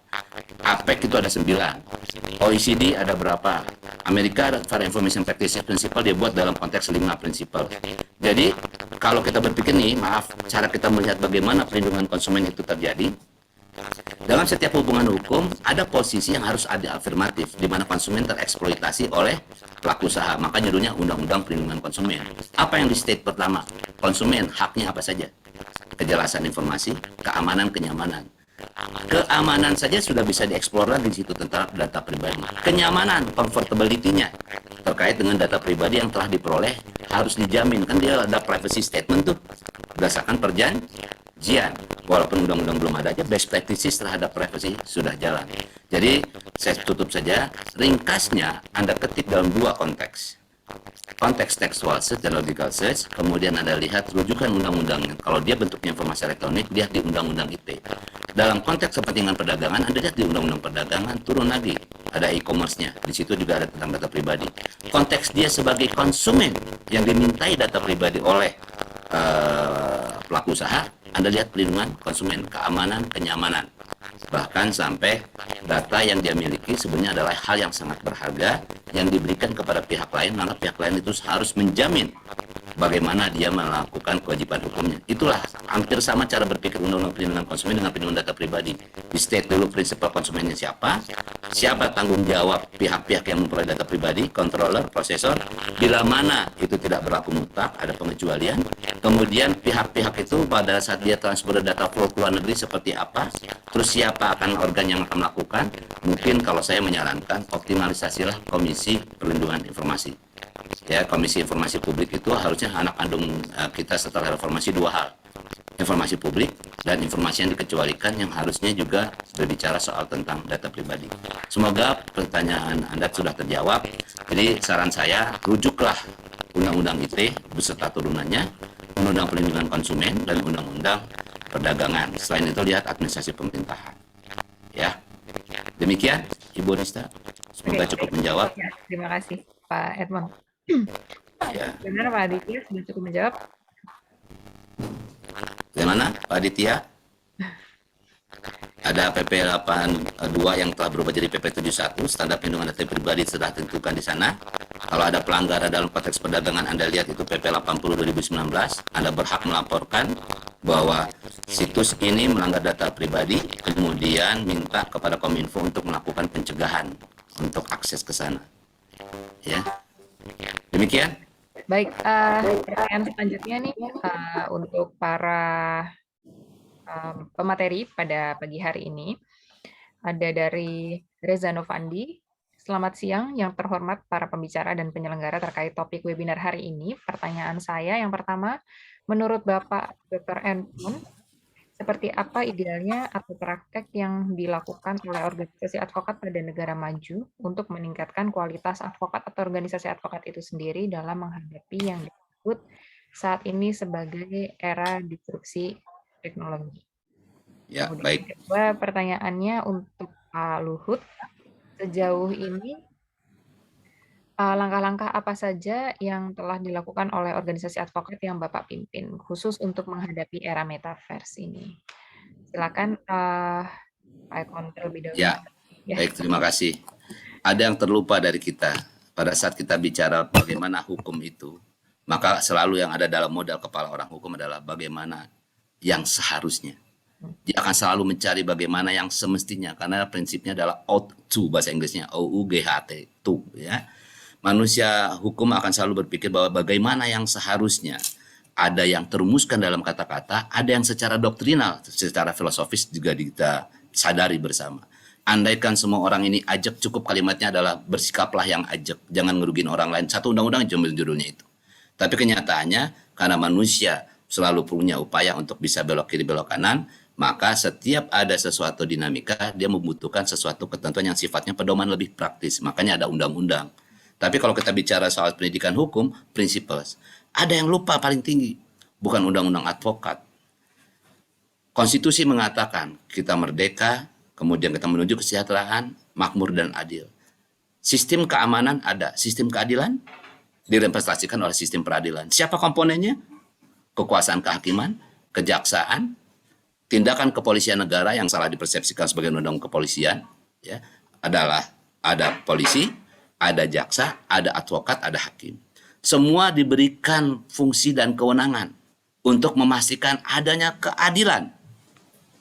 Kan yang ditujukan itu hukum dan keadilan. Ngurusin kepastian hukumnya Departemen Hukum dan HAM. Tapi jangan persepsikan ia menjadi orang keadilan. Keadilan adalah suatu sistem yang terlahir, keadilan adalah output dari suatu sistem peradilan yang dimana ada fungsi dan peran yang di masing-masing itu. Apa mindset yang harus bertemu? Semua menuju kebenaran dan keadilan. Keadilan yang kemakmuran. Sehingga semua yang menjadi elemen ini harusnya adalah dimodali menjadi orang yang bijak. Sehingga pada saat saya jadi advokat, maka saya akan menyatakan klien saya ada benernya, ada salahnya. Jangan pengen 100% benar. Bahwa dia pasti benar. Jadi kalau kita temu perdata, maka ketemu kan untung dan rugi, akhirnya orang sama-sama ketemu. Pada saat pidana, jangan di abuse, kan begitu. Siapapun seseorang yang membedakan sekarang kita nih semuanya warga sivil sebenarnya. Begitu jadi advokat, ini fungsi dan kewenangannya. Begitu dia memilih karir jadi polisi, ini fungsi dan kewenangannya. Jangan berpikir, ini kan kita berpikir republik ya, bukan negara kerajaan. Sehingga siapapun yang menjalankan fungsi dan peran tersebut, harus ada kode etik dan harus ada pengawasan dan harus ada kesadaran dari diri bahwa yang ingin saya buat ke bangsa ini adalah menuju kemakmuran dan adil. Sehingga apapun yang saya lakukan seperti itu. Bayangkan pada saat udah world is flat yang tadi dikemukakan, maksudnya adalah pada saat ini sebuah menjadi suatu sistem, generasi Indonesia mendatang merasakan sistem keadilan dalam metaverse adalah kepastian hukum dan penegakan hukum yang adil. Dan kata-kata yang memutuskan setiap sengketa yang terjadi dengan bijak. Sehingga dia akan telusuri, oh ini toh, ini loh kalau kasus kayak begini, maka yang terjadi adalah begini. Terus dia dapat telusuri semua itu bukti-buktinya, ketersediaan data-data bahwa seseorang pada saat dikatakan bersalah, pertimbangan hakim banyak, ada keterangan ahli yang semua dapat diakses juga, oh ini substansi yang dia omongin. Jadi generasi mendatang akan sangat berkutat kepada kepastian sistemik terhadap lembaga peradilan. Dan maksudnya bukan lembaga peradilan, sistem peradilannya. Ini advokat punya kekebalan misalnya nggak boleh disadap. Tahu-tahu ada kasus advokat sadapannya diputar di tengah ramai. Berarti di mana tuh kepastian kekebalannya advokat tidak boleh disadap? Bayangkan saja saya ambil satu kasus saja. Orang boleh menyadap hanya dalam kepentingan tertentu. 2, penegakan hukum atau intelijen demi keamanan nasional. Tahu-tahu secara tidak etis di ruang pengakuan dosa orang disadap. Boleh nggak? Nggak boleh. Klien ketemu advokat, dia ngomong bagaimana dia menstrategikan. Itu juga nggak boleh. Sama pada saat pasien ketemu dokter. Maka nanti itu semua dibilang tindakan asusila. Atau digantungkan hanya semata-mata kepada pasien. Begitu pencet jerawat sakit, dia lapor penganiayaan. Itu semua adalah tekstual yang harus diletakkan secara kontekstual.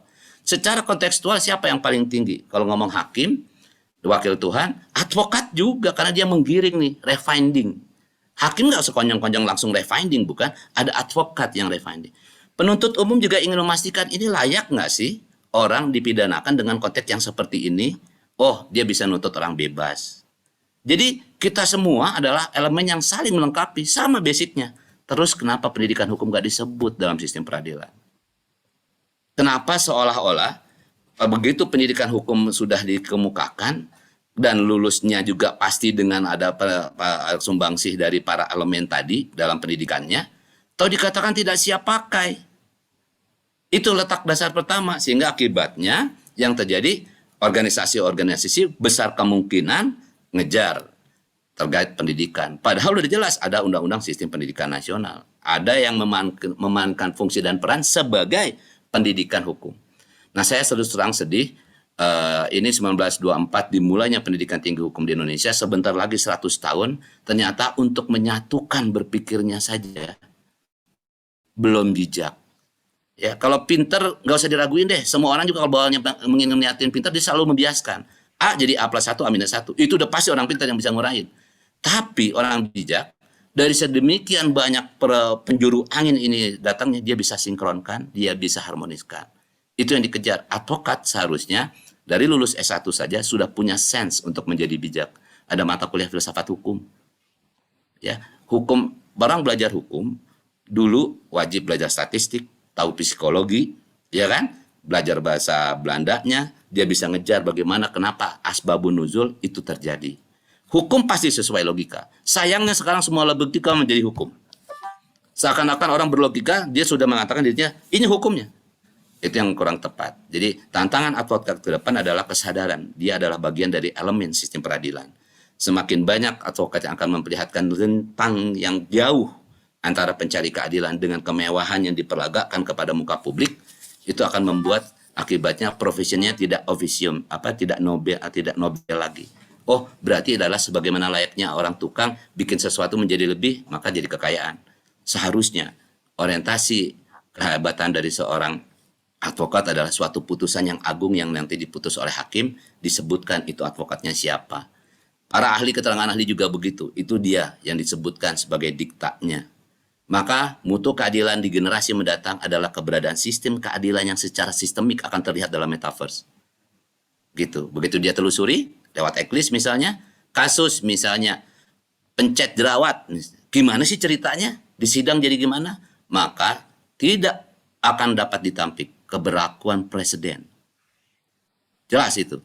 Presiden itu akan menjadi sesuatu yang akan menjadi habit dalam melihat keadilan karena kepastian hukumnya harusnya seperti itu. Dan semua berjuang untuk memastikan kepastian hukum itu akan seperti itu seharusnya. Jangan dikit-dikit multitafsir. Nah, akibatnya orang hukum lah yang membuat ketidakpastian hukum karena selalu dengan kepentingan ditafsirkan kembali, diinterpretasikan kembali. Saya menyarankan terkait dengan undang-undang advokat, ada undang-undang bantuan hukum. Tapi selain itu, untuk kepastian hukum ada undang-undang tentang interpretasi hukum. Bahwa ini loh, algoritmanya orang hukum, 1, baca penjelasan, 2, baca bagaimana pembuatan peraturan perundang-undangan seharusnya, 3, dalam ranah kekuasaan mana dia, kekuasaan pemerintahan atau kekuasaan kehakiman, seterusnya. Sehingga akibatnya tidak bisa ditafsirkan lain kecuali yang seharusnya. Nah, sayangnya itu belum terjadi. Saya dulu sekolah di University of Washington Seattle, yang paling beken adalah lulusannya jadi hakim dan kemudian atau pernah jadi asisten hakim agung, itu yang menjadi letak bagaimana hukum ke depannya. Kalau di kita kan enggak, yang mau dibanggakan adalah jadi advokat, kaya, di kantor mewah, investor asing, dan seterusnya. Lalu di mana mutu keadilan?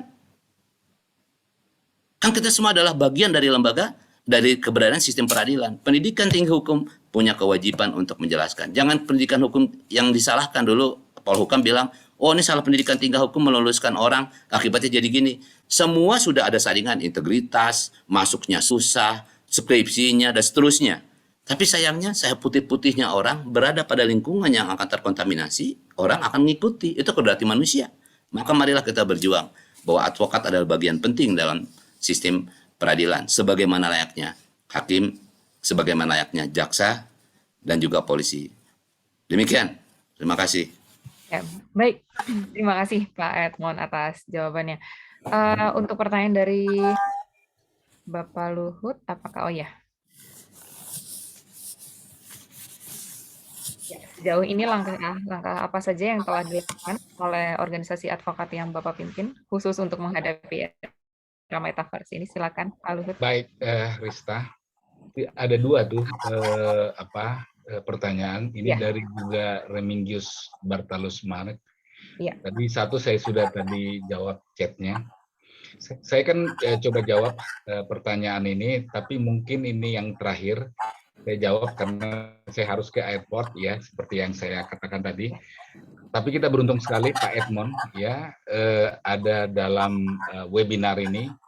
Dia memberikan tidak saja secara teknis tadi tentang metaverse, tapi juga wisdomnya itu kan muncul. Misalnya yang dikatakan tadi bahwa tafsir menafsir kan begitu ya. Sampai perlu algoritma itu diperlu, walaupun sebenarnya itu sudah ada, tapi memang dasar itikat buruknya saja saya kira. Sesuatu yang sudah jelas ya dibuat tidak jelas gitu ya. Padahal kan dalam KUH Perdata sudah dikatakan tentang interpretasi, sesuatu yang sudah jelas jangan diinterpretasikan kan gitu ya, dan mungkin juga di tempat lain kan gitu. Tapi ada kecenderungan saya lihat. Tapi yang ada di belakangnya itu tadi itikatnya buruk. Jadi misalnya kalau itikatnya ingin berkuasa terus, apapun dia akan lakukan kan gitu ya, untuk supaya dia bertahan terus sehingga kita tidak bisa bergerak maju. Nah, metaverse ini kan di depan. Nah, sehingga kan ada pertanyaan apa yang dilakukan oleh Pradi yang saya pimpin untuk menghadapi ini. Nah, ini antara lain ya. Jadi artinya kita sekarang mengkonstatasi bahwa ada persoalan di depan yang perlu kita respons. Ya, yang perlu kita respon. Jadi dengan kata lain kita mau merumuskan pertanyaan ya dari webinar ini.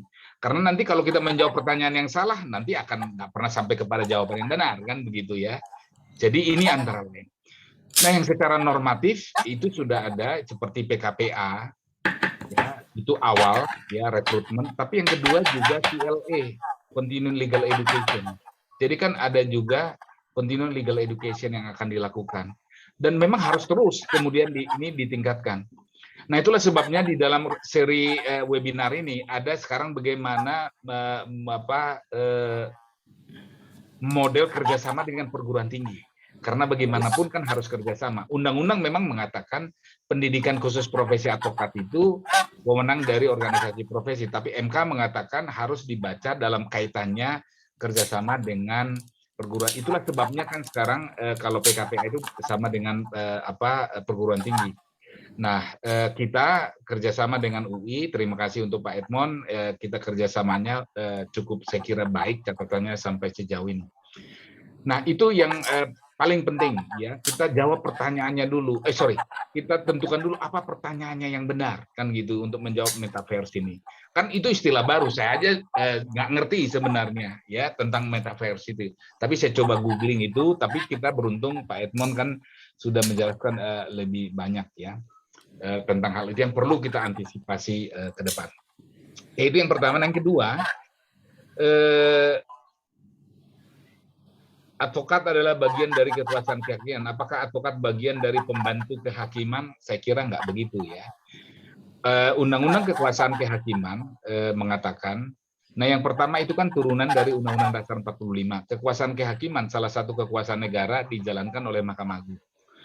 Nah, advokat salah satu fungsi yang berkaitan dengan kekuasaan kehakiman. Tadi Dr. Edmond tadi sudah menjelaskan dengan baik untuk keadilan itu kan itu tadi. Jadi salah satu fungsi yang berkaitan. Jadi disebut jasa hukum ya di dalam Undang-Undang Kekuasaan Kehakiman. Kalau polisi kan menyidik, jaksa menuntut, hakim kemudian mengadili. Nah, ini satu kesatuan ya, ini satu kesatuan. Fungsinya adalah berkaitan dengan kekuasaan kehakiman. Nah, terjemahan dari Undang-Undang Advokat seperti yang saya katakan kelihatannya menjauhkan dia dari kekuasaan kehakiman itu. Itu yang barangkali perlu direview, perlu kita tinjau. Saya tahu latar belakangnya kenapa, itu kan Orde Baru dulu. Karena Orde Baru itu kan sangat otoriter dan tidak demokratis dan lain sebagainya lah. Sehingga dijauhkan. Nah, sekarang terasa nih kan sekarang. Jadi kalau kita katanya ke polisi itu nggak dianggap sebagai penegak hukum karena statusnya disebut sebagai penegak hukum dalam undang-undang dan seterusnya dan seterusnya. Nah, jadi ini yang menurut saya kita harus reformulasi, kita harus rumuskan ulang ya bahwa advokat adalah bagian dari kekuasaan kehakiman. Nah, oleh karena itu kita harus bersatu padu kan begitu ya. Kita harus bersatu padu melihat ke depan dengan melihat ke depan ke belakang. Supaya kemudian kita produktif. Tadi itu berulang-ulang saya katakan supaya produktif kan gitu. Kita lihat masalah di depan, kita mari bersama-sama untuk menyelesaikannya. Dan meeting of mind dalam webinar ini dalam rangka itu supaya kemudian kesadaran bersama ada dan kemudian kita bersatu padu untuk kemudian menyelesaikan permasalahan yang kita hadapi. Tidak saja internal tapi juga eksternal. Metaverse ini kan eksternal. Nah, sementara tentang organisasi kan adalah internal. Saya kira itu jawaban saya ya. Saya mohon pamit ya. Dr. Edmond saya kira masih ada. Saya kira kalau masih berlanjut ya, karena saya harus ke airport ya. Nanti ketinggalan pesawat. Pak Edmond kemarin itu di Bali hari Minggu, dia udah kembali ke Jakarta. Terima kasih. Baik, terima kasih banyak atas waktunya Pak Luhut. Semoga hati-hati di jalan. Semoga selamat sampai tujuan. Terima kasih. Ya. Pamit ya. Ya, silakan Pak Luhut. Untuk Pak Edmond mungkin bisa langsung closing statement sekalian. Ya, baik. Terima kasih. Ibu, metaverse itu adalah satu sisi harus menjadi apa ya namanya rethinking dari para advokat juga. Kita setengah membuat warisan namanya sistem keadilan. Once semua sudah terhubung secara online, begitu orang telusuri, setiap pengguna akan lihat sistem keadilan di Indonesia gimana sih? Bisa nggak saya mendapatkan keadilan di Indonesia? Bagaimana sistem keadilan itu akan terlihat dalam bentuk dokumen-dokumennya? ya dalam bagaimana amal pihak Indonesia secara arif dan bijak dapat menyelesaikan semua sengketa. Ada dua, ada bisa lewat peradilan, ada lewat alternatif. Bahwa ada keagungan seorang advokat. Apa itu? Pada saat advokat saling bertemu dan bisa meredam permasalahan, membuat perjanjian perdamaian. Itu bisa menjadi inspirasi loh. Ada refinding loh. Membawa seseorang yang bersengketa dalam konteks perdata, dibawa nggak sampai harus ke peradilan. Kalau ke peradilan, dia tentu dapat rate-nya. Tapi kalau pada saat itu bisa mampu para dua senior ini yang lebih bijak menjelaskan kepada masing-masing bersengketa, ini loh perdamaiannya, ini kita daftar, dan itu terpublikasi. Maka setiap yang generasi muda, oh begitu caranya orang berdamai. Orang masih ngotot baru masuk ke lembaga pemutus keadilan. Kembali, dia pemutus keadilan. Tapi ke depan kita harus sama-sama berjuang semua orang hukum menjelaskan sistem keadilan itu. Karena apapun yang kita diamkan, ada yang salah, terus jadi lazim, padahal itu kezaliman. Harusnya setiap orang hukum melihat, oh ini nggak pas nih, ada yang kurang benar nih, gini cara nyelesainnya. Jadi siapapun yang dari pendidikan tinggi hukum juga kami berjuang untuk membuat orang itu semua dari awal. Maaf, jangan sampai dari awal kita udah lihat nih orang bakal menyalahgunakan hukum.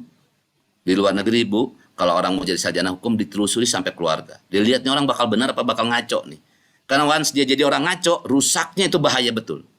Maka hanya segelintir orang, bukan seperti fakultas buangan, universitas baru berdiri, tahu-tahu udah ada fakultas hukum.